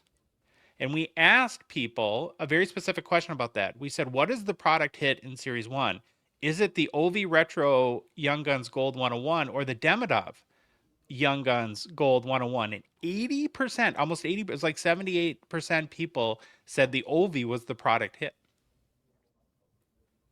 Yeah. So if you put both, I always think you have to have apples to apples, oranges to oranges. If you put both those cards in front of me today, Yeah. forget about anything and said you have to pick one, I'm taking the Ovi all day long. Okay, so you're saying that if I put those in front of you and I said you have to spend 50,000 on one, No, just if then I does the answer change? I wouldn't buy, just, I wouldn't buy either one for 50-50, but if I just had to pick, sometimes I think it's hard because there was a question I think Phil might have asked you the other day, and it was kind of like, what would you buy, which card? But there was a monetary value attached to it. So I'm just thinking long term, if I am a Demidov, I think he has potential to be great, but I'm taking the Ovi. So forget about the dollar value. They're in front of me. Which one am I going to take? You ask those when you do the top 5 sales of the week with Phil. Yeah. Like, which one would you take? Well, I think that I think it should be which Leaning. one would you? Yeah, it leans towards the monetary value. Well, obviously, I'm going to take the $50,000 card over the $8,000 card if I had to pick one or one.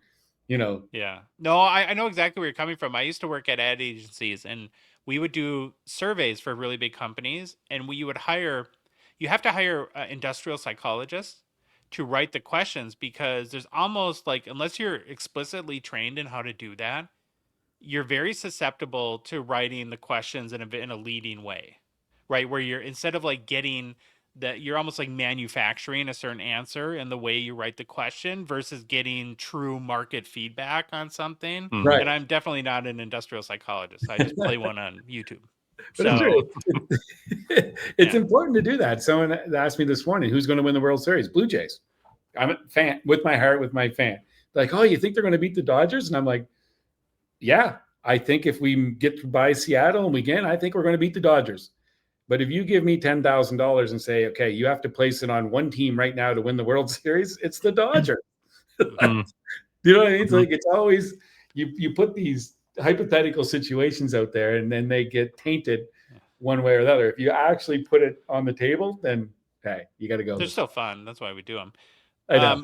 Is there a product that's come out lately that you've really loved, a hockey release? Gong Show Reloaded. Oh yeah, I never heard of it. I saw a commercial. Looked interesting. Yeah. Good commercial. Which is kind of bad because I under normal circumstances, I would buy them and I would love to open up, but with affiliation with you guys, with affiliation with AMG, with affiliation with the Packers, obviously I'm just not able to do that. So no, it's it's been the killing us hardest too. part. It's Yeah, been the hardest part. Yeah. Like the repacks have such a they get kind of a bad rap at times, and for pretty good reasons. Mhm. And we were only going to do this, of course, if we were convicted that we were making our best effort to do it the right way. And the last and toughest concession in that was we were not going to get high on our own supply. And I really want to get high on my own supply. Mhm.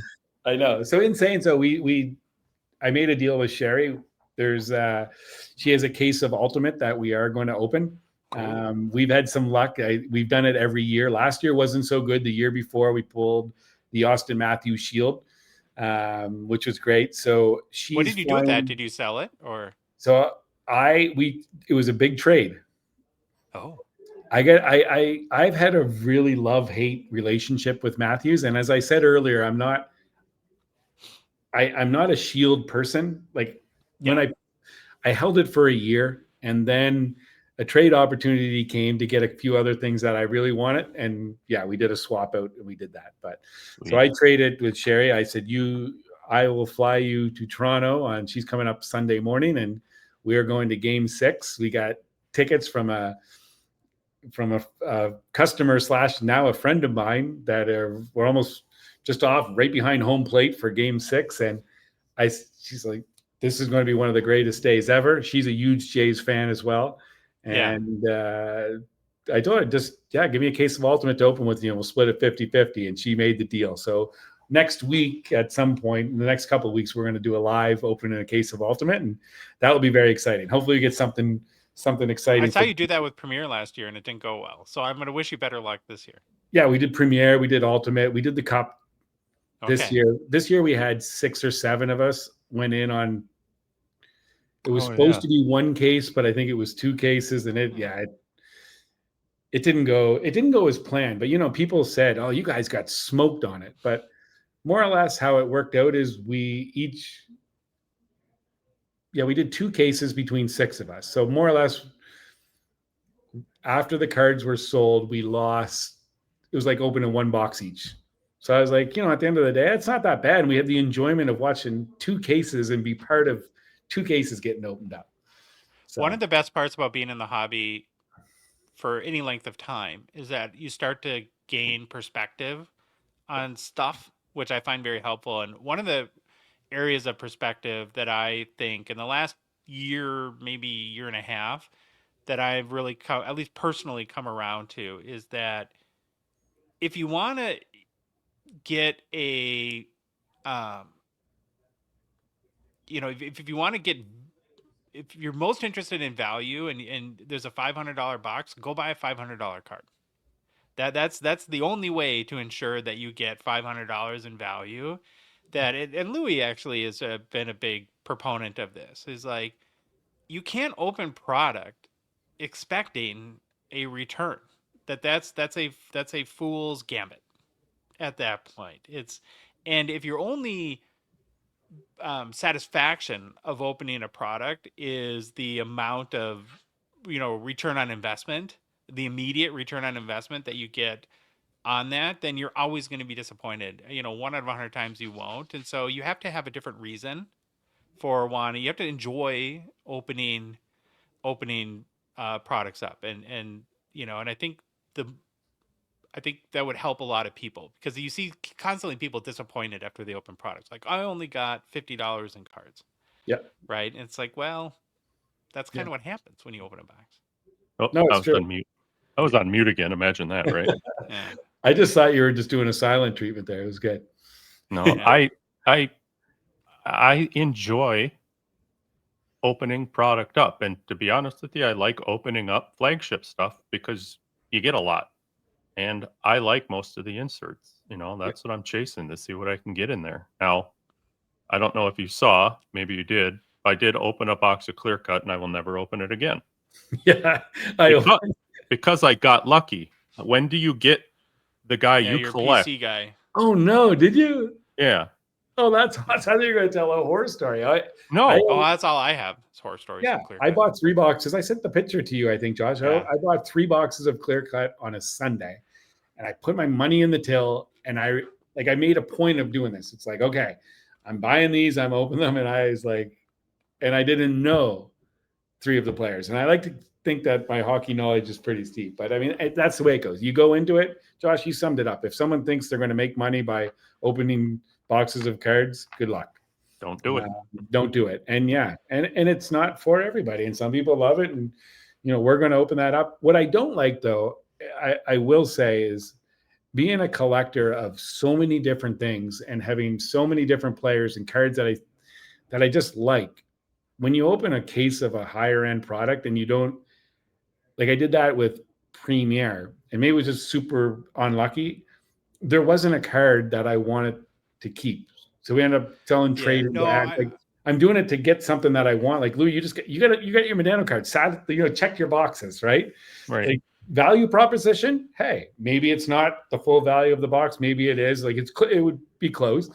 But when you don't get anything that you want, that's why some of the repacks that are out there that I think are good, when you're going to get a nice card, and I like 100%. such a wide array of nice cards. So that to me, like, and I've been asked this over the past month, like, why did you guys do a repack? And that is the number one reason why I wanted to do this. And because, we could have done Reloaded with we could have been like, the way I put it is like communism, right? You can do a repack, a $300 CAD repack and put a $300 card in every box. The problem is Mhm. that's not what people want. Most people that open boxes, you want the chase, right? That's part of the rush, the excitement.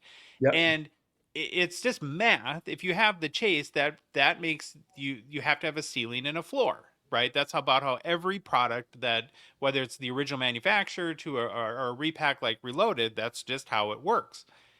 But where and it goes, I've had the same clear cut experience. When you buy $100 box of clear cut and you get a card, and it's a guy who you never really heard of, and then you look him up and he's like, well, he played in the NHL 4 years ago or something. It's like for 8 games. Now he's a Uh, lawyer, yeah. banker, Now or he's something. doing whatever else, and so when the opportunity that you get with a repack that probably Upper Deck doesn't get is that regardless of the ceiling and the floor, how we wanted to go into Reloaded was, and maybe I'm just being Pollyanna, but my we spent so much time on the floor. I wanted people to open the box and regardless of the value to look at the card and say, oh, cool card. Then maybe now what is it worth? Yeah. Mhm. Instead of the opposite. Absolutely. That's a very good point. But I will say I'm with you, Louis, on flagship Upper Deck.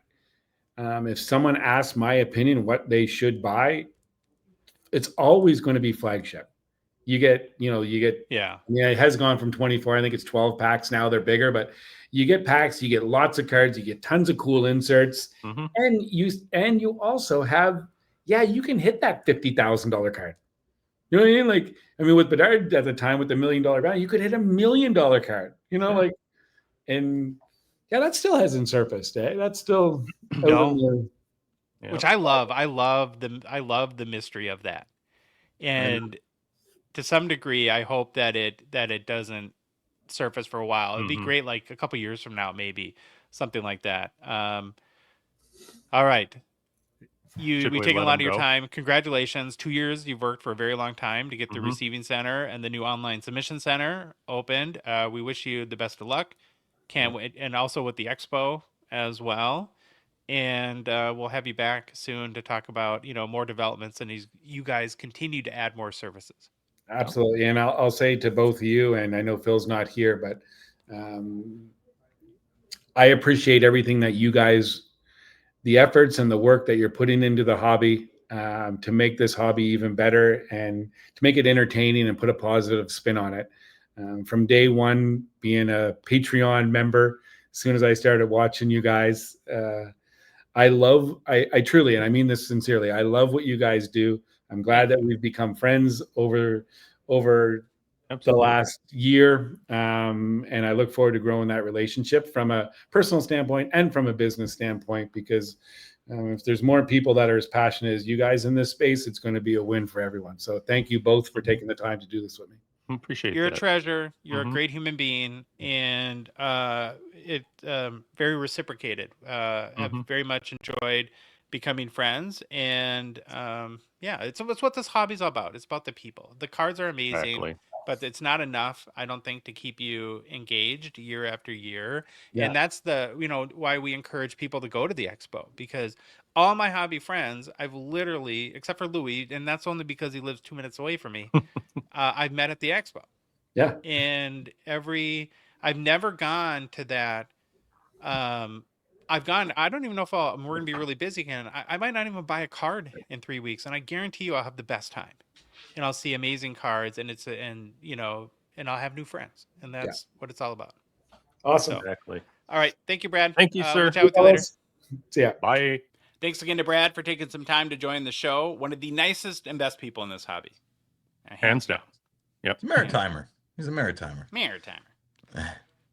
So to continue our coverage of the PSA Receiving Center opening, we have sent our said intrepid reporter, hockey card journalist, sometimes sensual bathtub weirdo, Phil, to the to the grand opening. So you're going to be there today, I am. and we're going to wait to see your report, and we'll see if you wreck the place or not.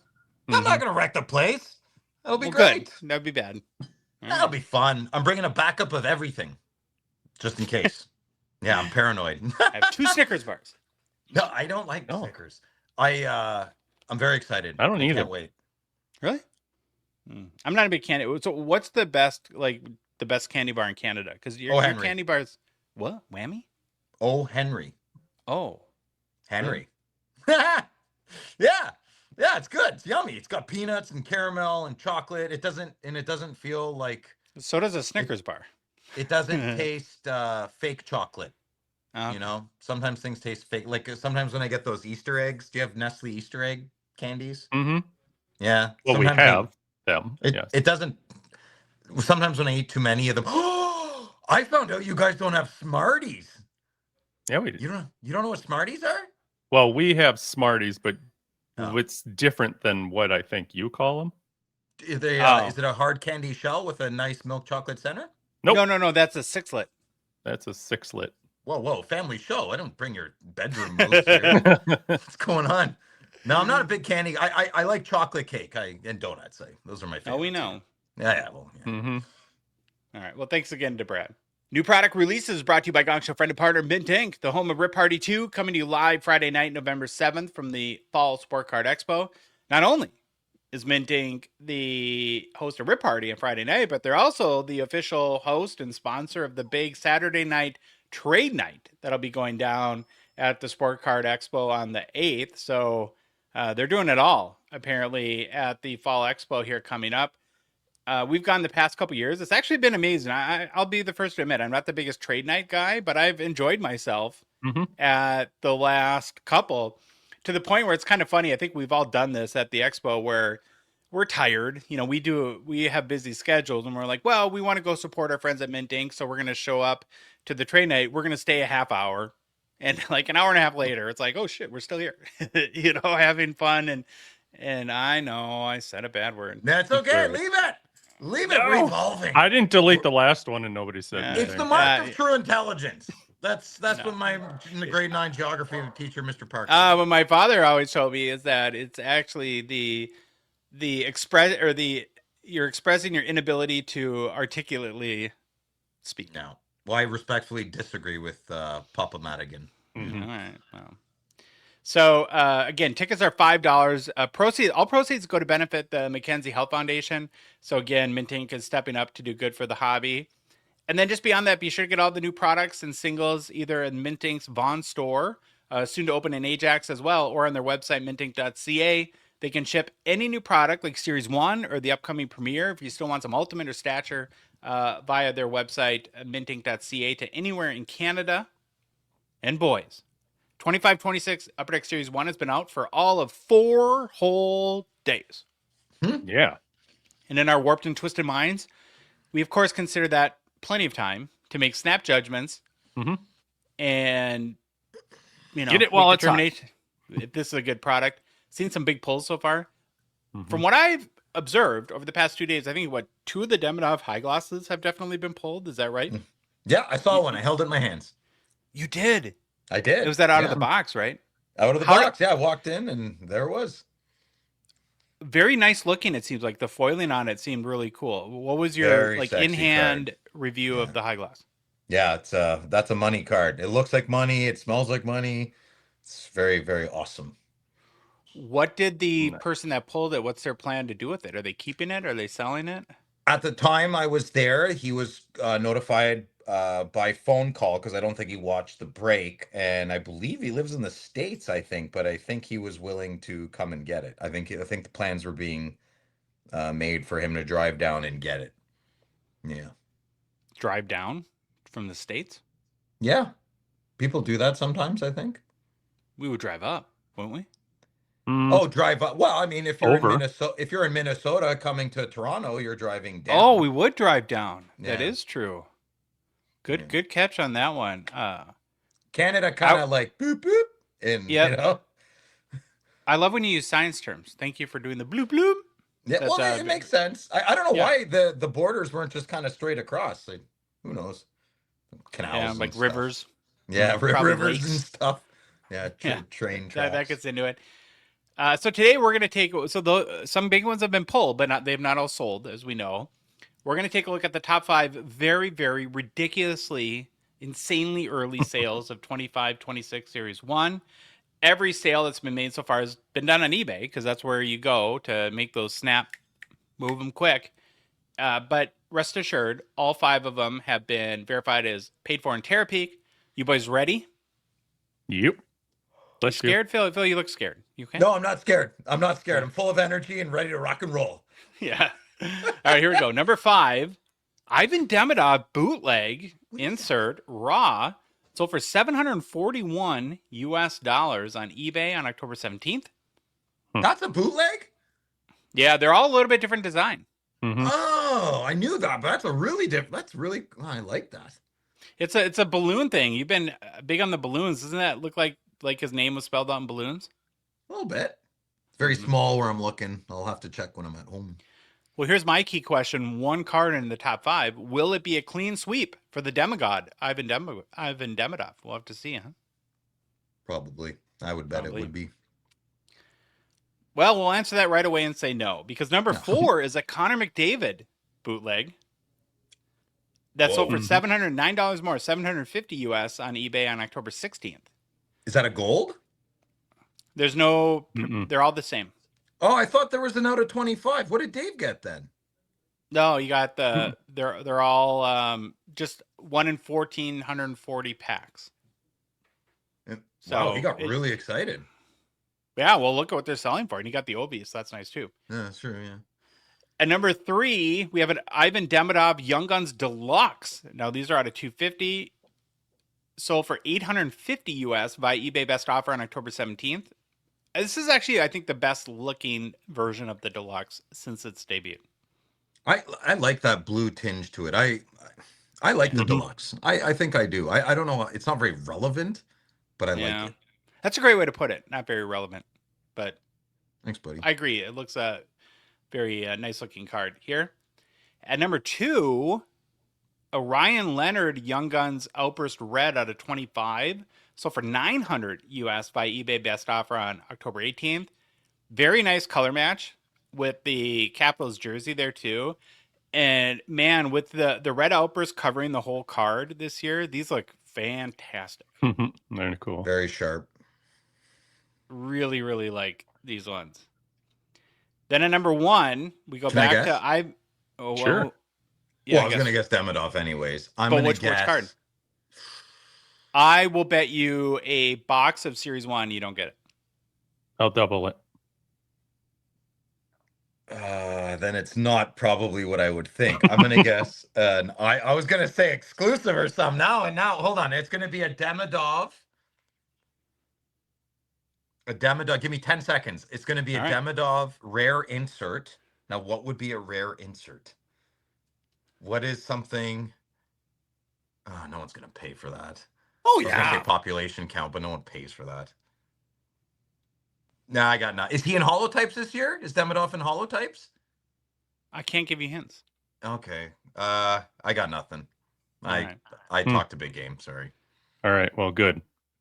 If you had Okay. population count 25 on your bingo come card, on! Holy crap! Shnikes. Okay. Well, I didn't pick it, I guess. Technically. $907. This is the highest selling card so far from Series 1. Here's the part that I can't believe that. 3 of the top 5 sales so far are inserts, not Young Guns. I would have said out of 10. I would still would have guessed wrong. I was going to say population count 10 if I had to pick, so I was wrong. That's big bucks, man, for a 25, eh? Oh, yeah. Yeah. Yeah. I know that there, or I should say, I thought I saw that there was a red outburst maybe at auction right now, so that one might come through. Oh, soon. yeah, I don't know. that'll take it. Yeah.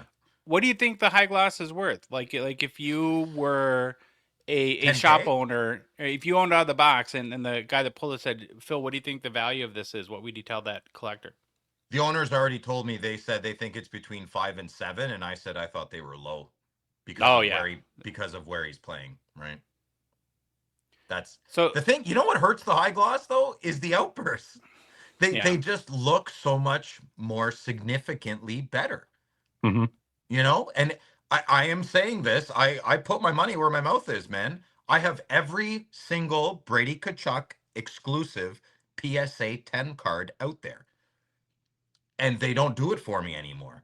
and they really got me going before, and they don't anymore. I'm looking to offload them when the time is right. Really? I got to start. I got to start saving up money when they pull out Brady's rookie card tribute. I need to get the gold outburst. I can't let Matt Lee get his grubby little paws on that.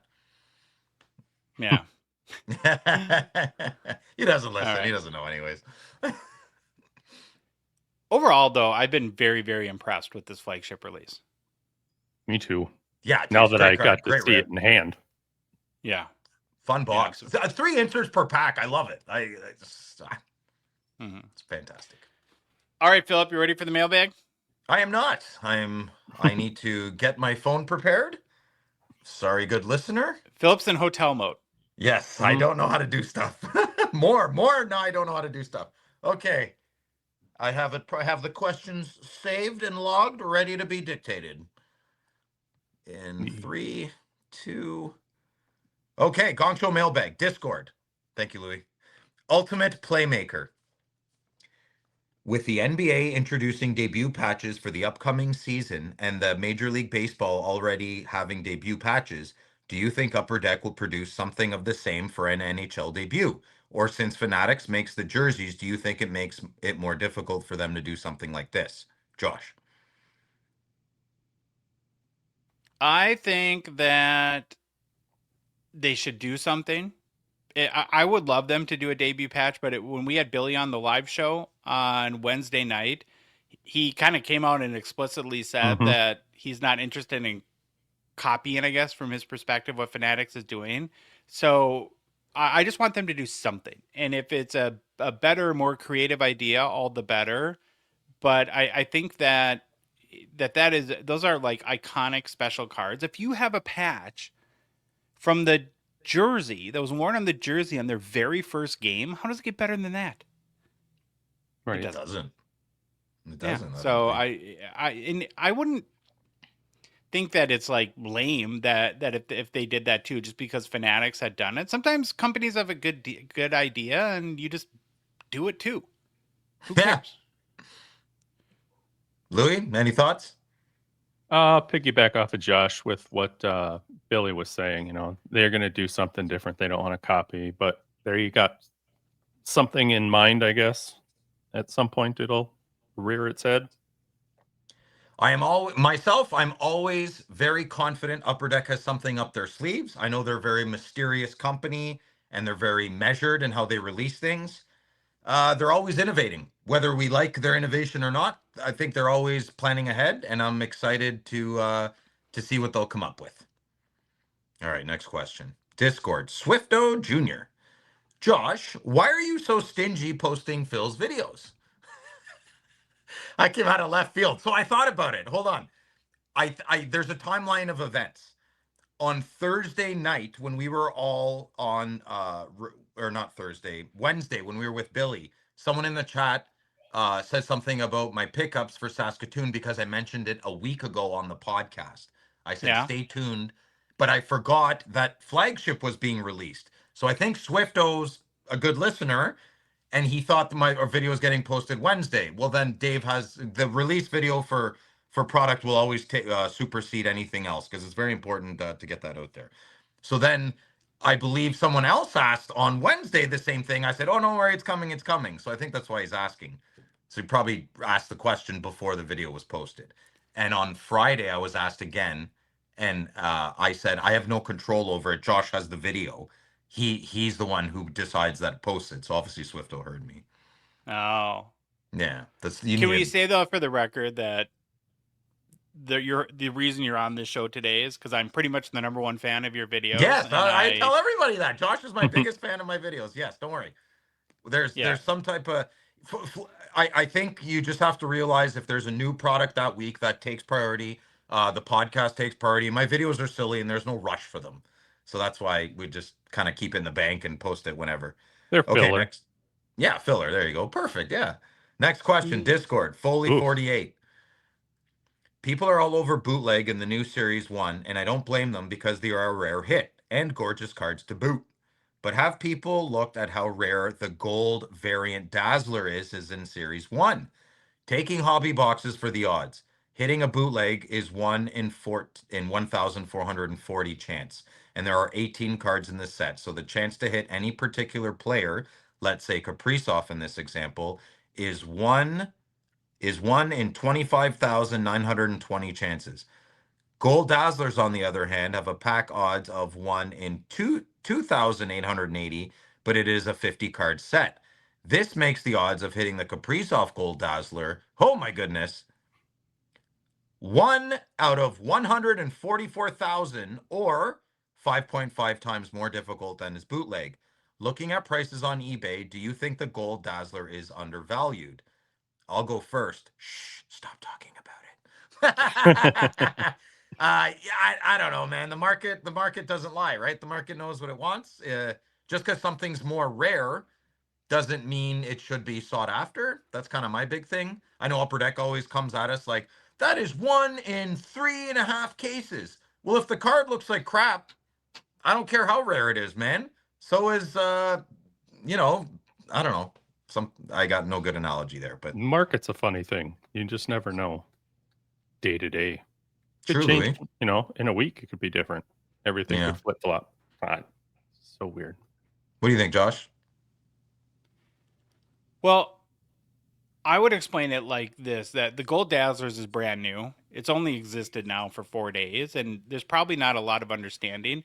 And the Dazzlers itself has, even though this new parallel, which I love and I think is a great move by Upper Deck, is the card itself is more known as one of the more common inserts. So I don't think people traditionally look at Dazzlers as having a lot of value.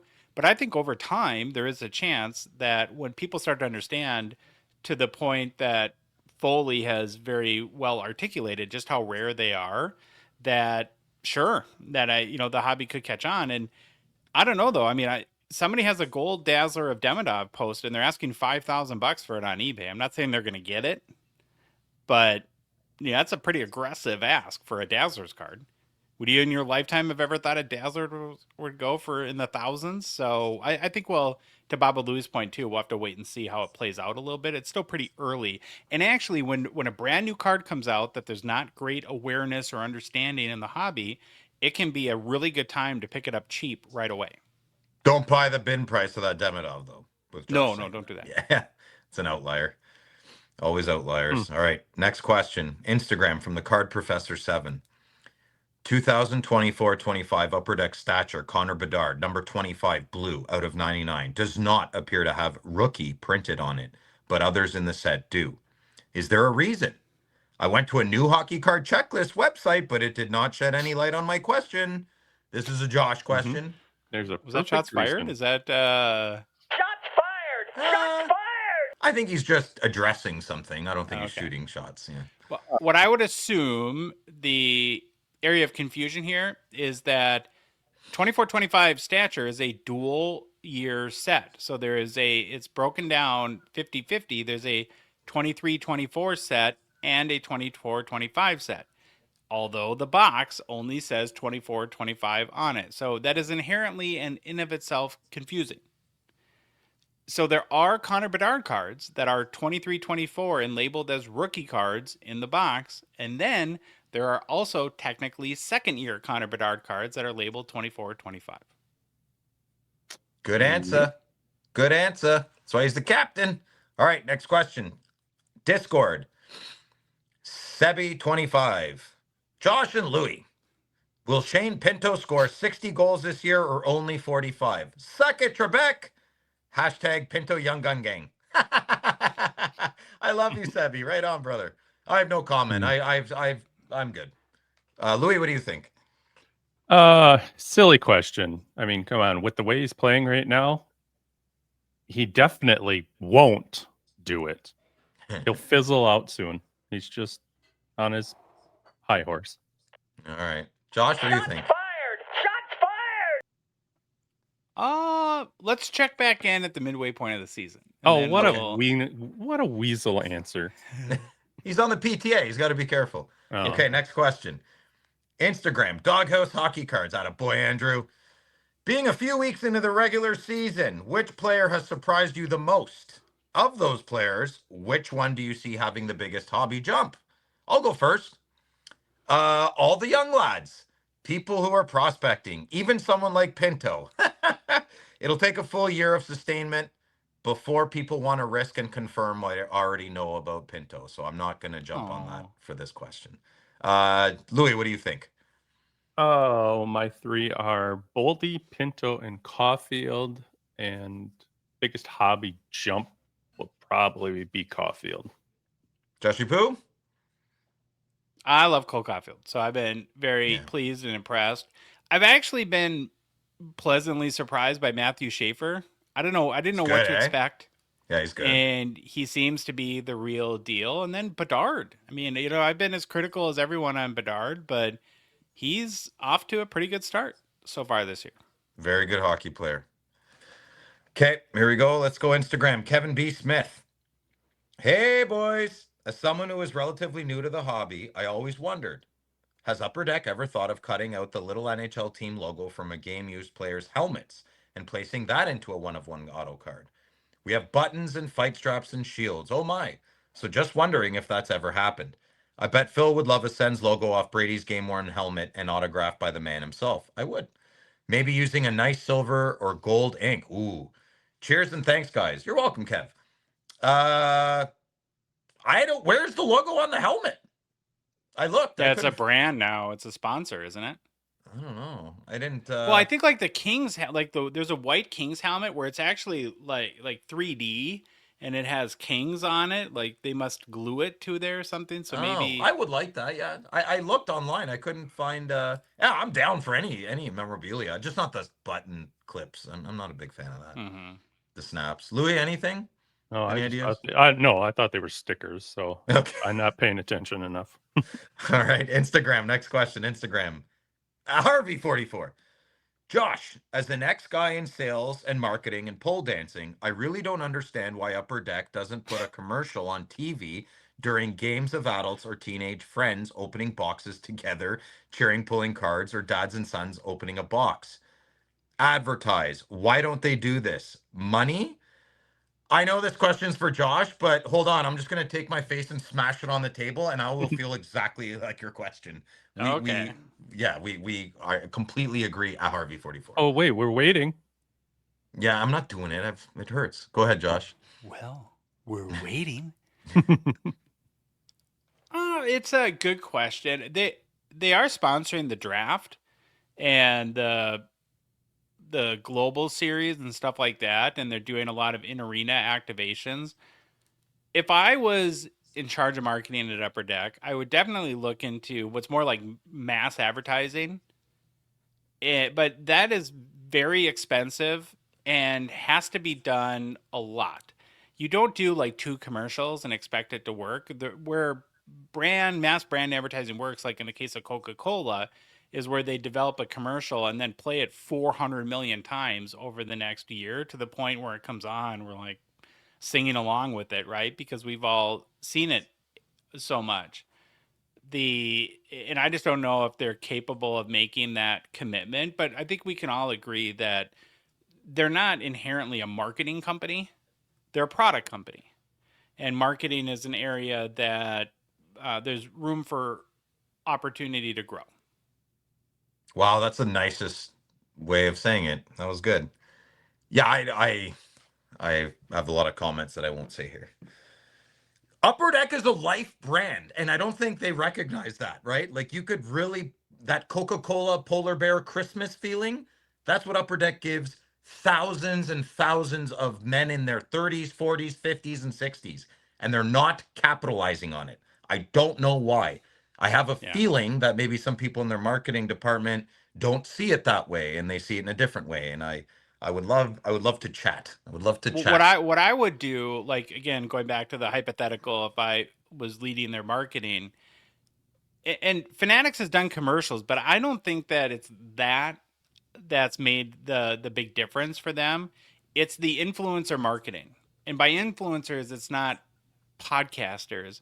It's Tom Brady or get Connor McDavid out there opening hobby shops or schlepping cards or opening, looking at his inserts that Billy makes and rating them whether he likes them or not, or just getting more celebrities and athletes involved. That Will Ferrell loves hockey. How do we get him involved with Upper Deck? He's at How every is Kings game. Crosby, McKinnon, and Marchand's commercial? Have you seen that? The Tim Hortons commercial with the teddy bear? Do you guys I've get seen that it only down there? because I looked for it, but in America Oh, we would okay. never see that, Well, right? Upper Deck makes the cards that go to Tim Hortons Yeah. that are for sale. How are these boys not in Upper Deck commercials, right? Now, that's a world I have no idea about, and contracts and ownership. I don't know, but is there effort being made? Tim Hortons sells Upper Deck hockey cards. What feels cozy? Tim Hortons. Oh, I don't know, man. I don't know. Well, I don't. let me give you a really good example, right? So I just stumbled across and I watched it because he had a mentalist on, and I like watching all the kind of those mentalist / magician people. Very Tom Brady observant people. does a week like Oz Perlman is his name or something like that, and it was so Tom Brady does a weekly YouTube video.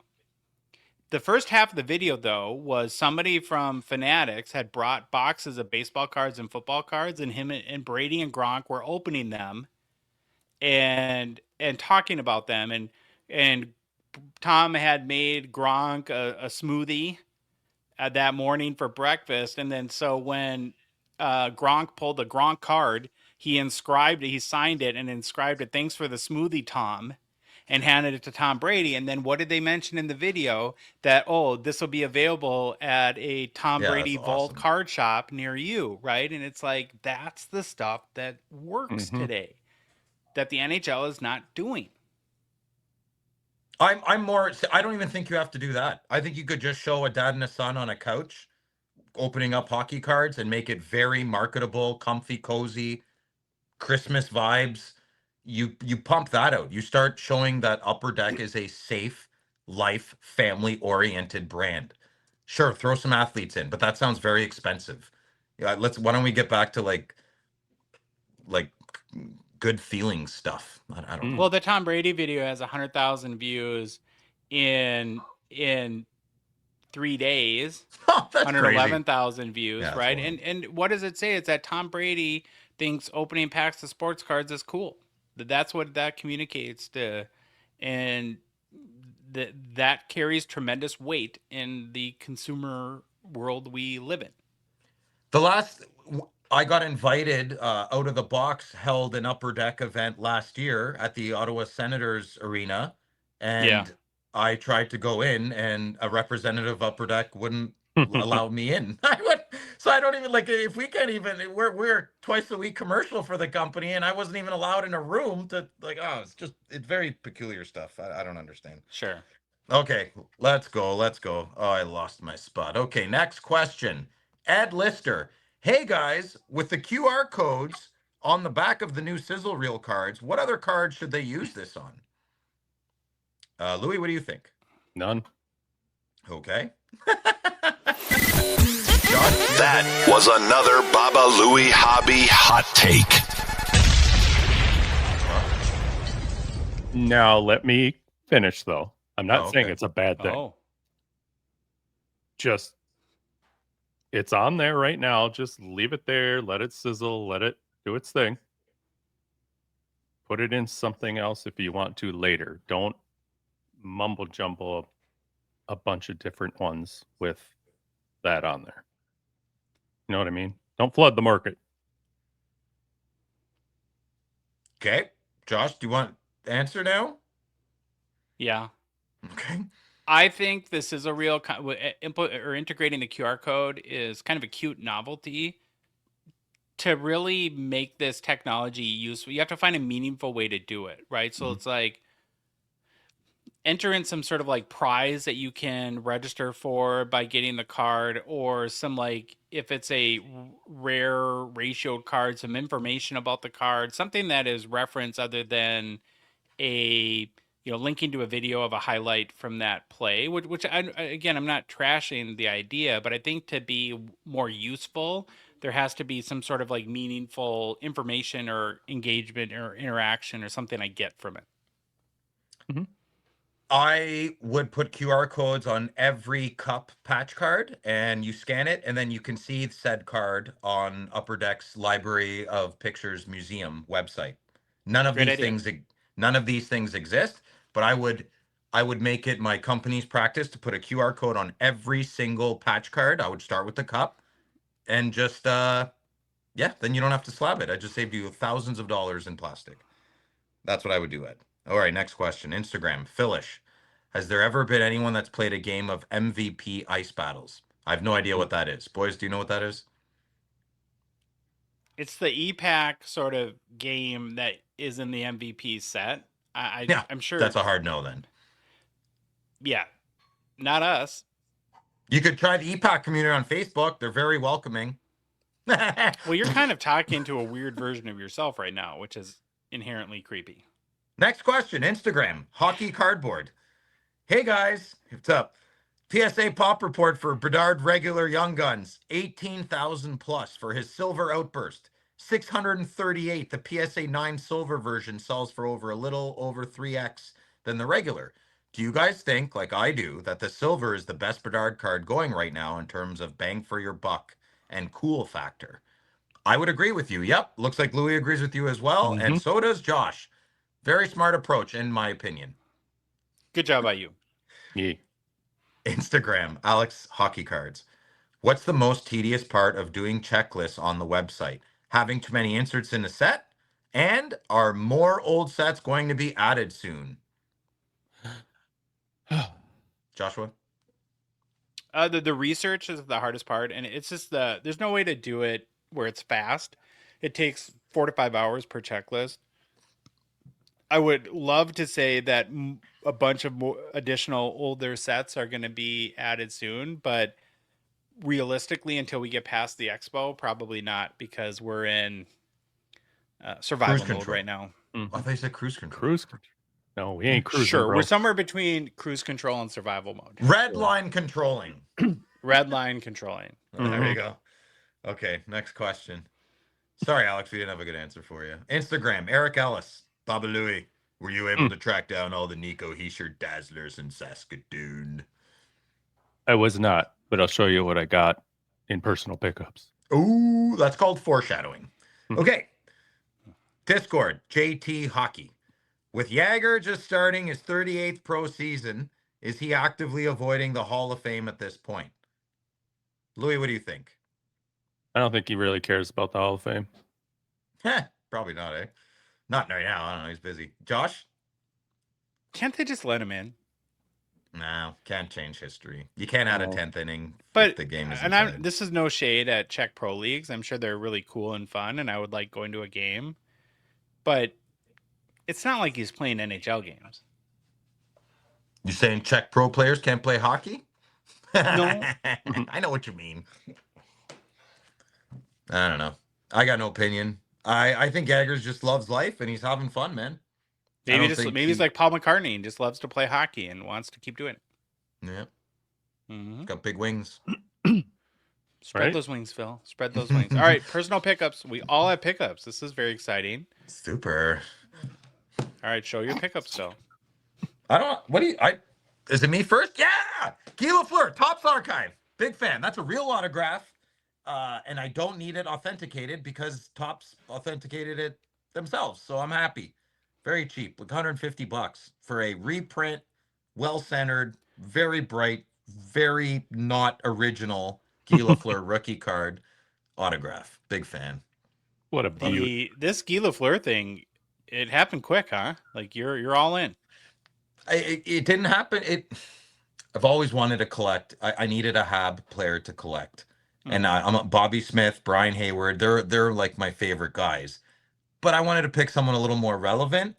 And a lot went into this decision. So I wanted a good autograph and I wanted a player that was a bit cheaper. Guy Lafleur just checked all those boxes. His autograph is so consistent. It would be hard to replicate. I mean, yeah, anyone could sit there for 10 hours and replicate it, sure.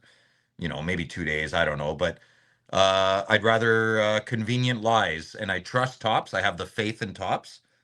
So I believe that that's his autograph. And yeah, I'm very happy with that card. Looks great in a top loader binder. Now I just need 3 more. Beauty. Thank you. And yeah, hit this bad boy in my flagship box. Cup Quest for my Connor Bedard top loader binder. A Attaboy. beautiful card. If you're on the fence for a Cup Quest card, don't be. Jump over. It's awesome. The grass is greener on the other side.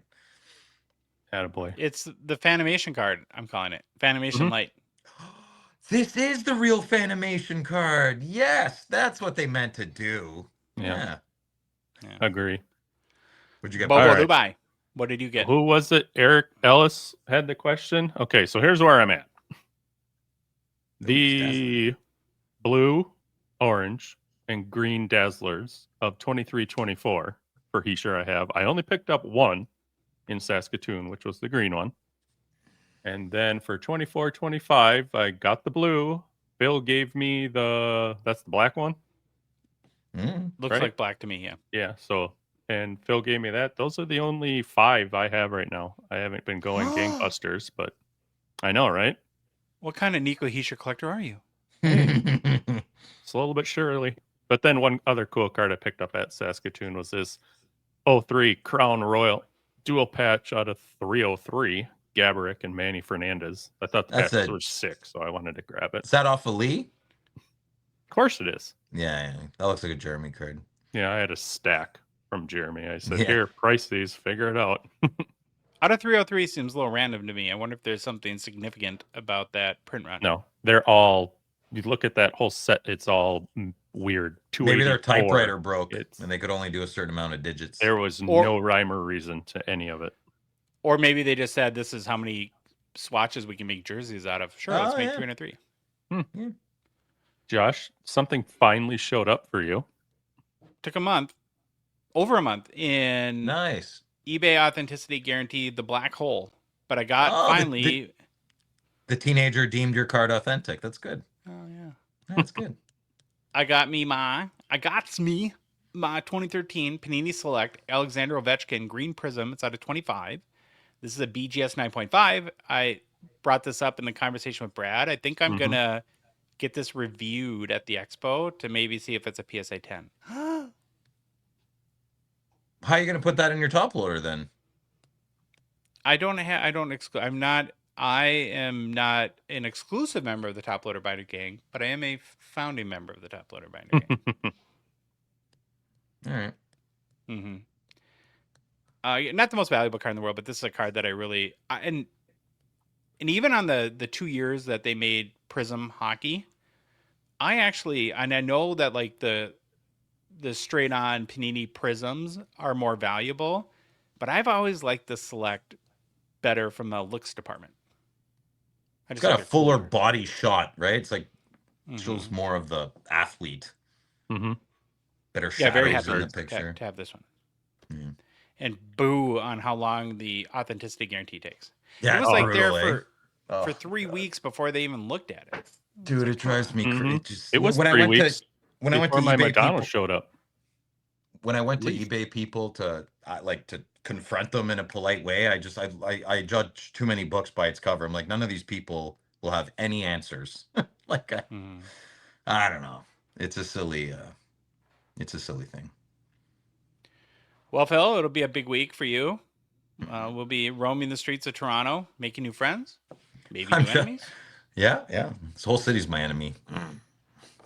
But the most important question the hobby has is, did you have fun? Today? No, very average. It's a long drive, man. It's all right. All right. We- No, of course I had fun. I always have fun. All right. If you like the episode, please leave a rating and review on Apple, Spotify, whatever podcast app you listen to us on. If you love the show, if you love Baba Louie, you want to maybe, I don't know, get an apartment with him someday. Well, the first step to doing that is supporting us via our Patreon. For as little as $5 a month, you can join our $999 support level tier. Link is in the show description, in our Instagram, TikTok profiles, on our website, hockeycardsgongshow.com, or just go to Patreon directly, patreon.com, and search for us, The Hockey Cards Gong Show. You can also follow us on social media. We're on Instagram, Facebook, TikTok, Twitter, and YouTube. And boys, the Hockey Cards Gong Show podcast is a production of Dogbox Ventures, LLC. Have an awesome start to your week. Baba Louie, take us out, buddy. Bye. It's the Gong Show, we're dropping the facts. Hockey cards on fire, no holding us back. Josh looking sharp, the face of the scene. Feeling pork chop pants, rocking it clean. Baba Louie in the booth. truth, he's the man with the plan. The best producer in all the land. Gong Show Nation, let's hit the flow. It's the Hockey Cards Gong Show. Let's go, let's go. Wanna say the minute show. So It's two guys from Minnesota and a Canadian with a very special relationship to cake. Welcome to the Gong Show.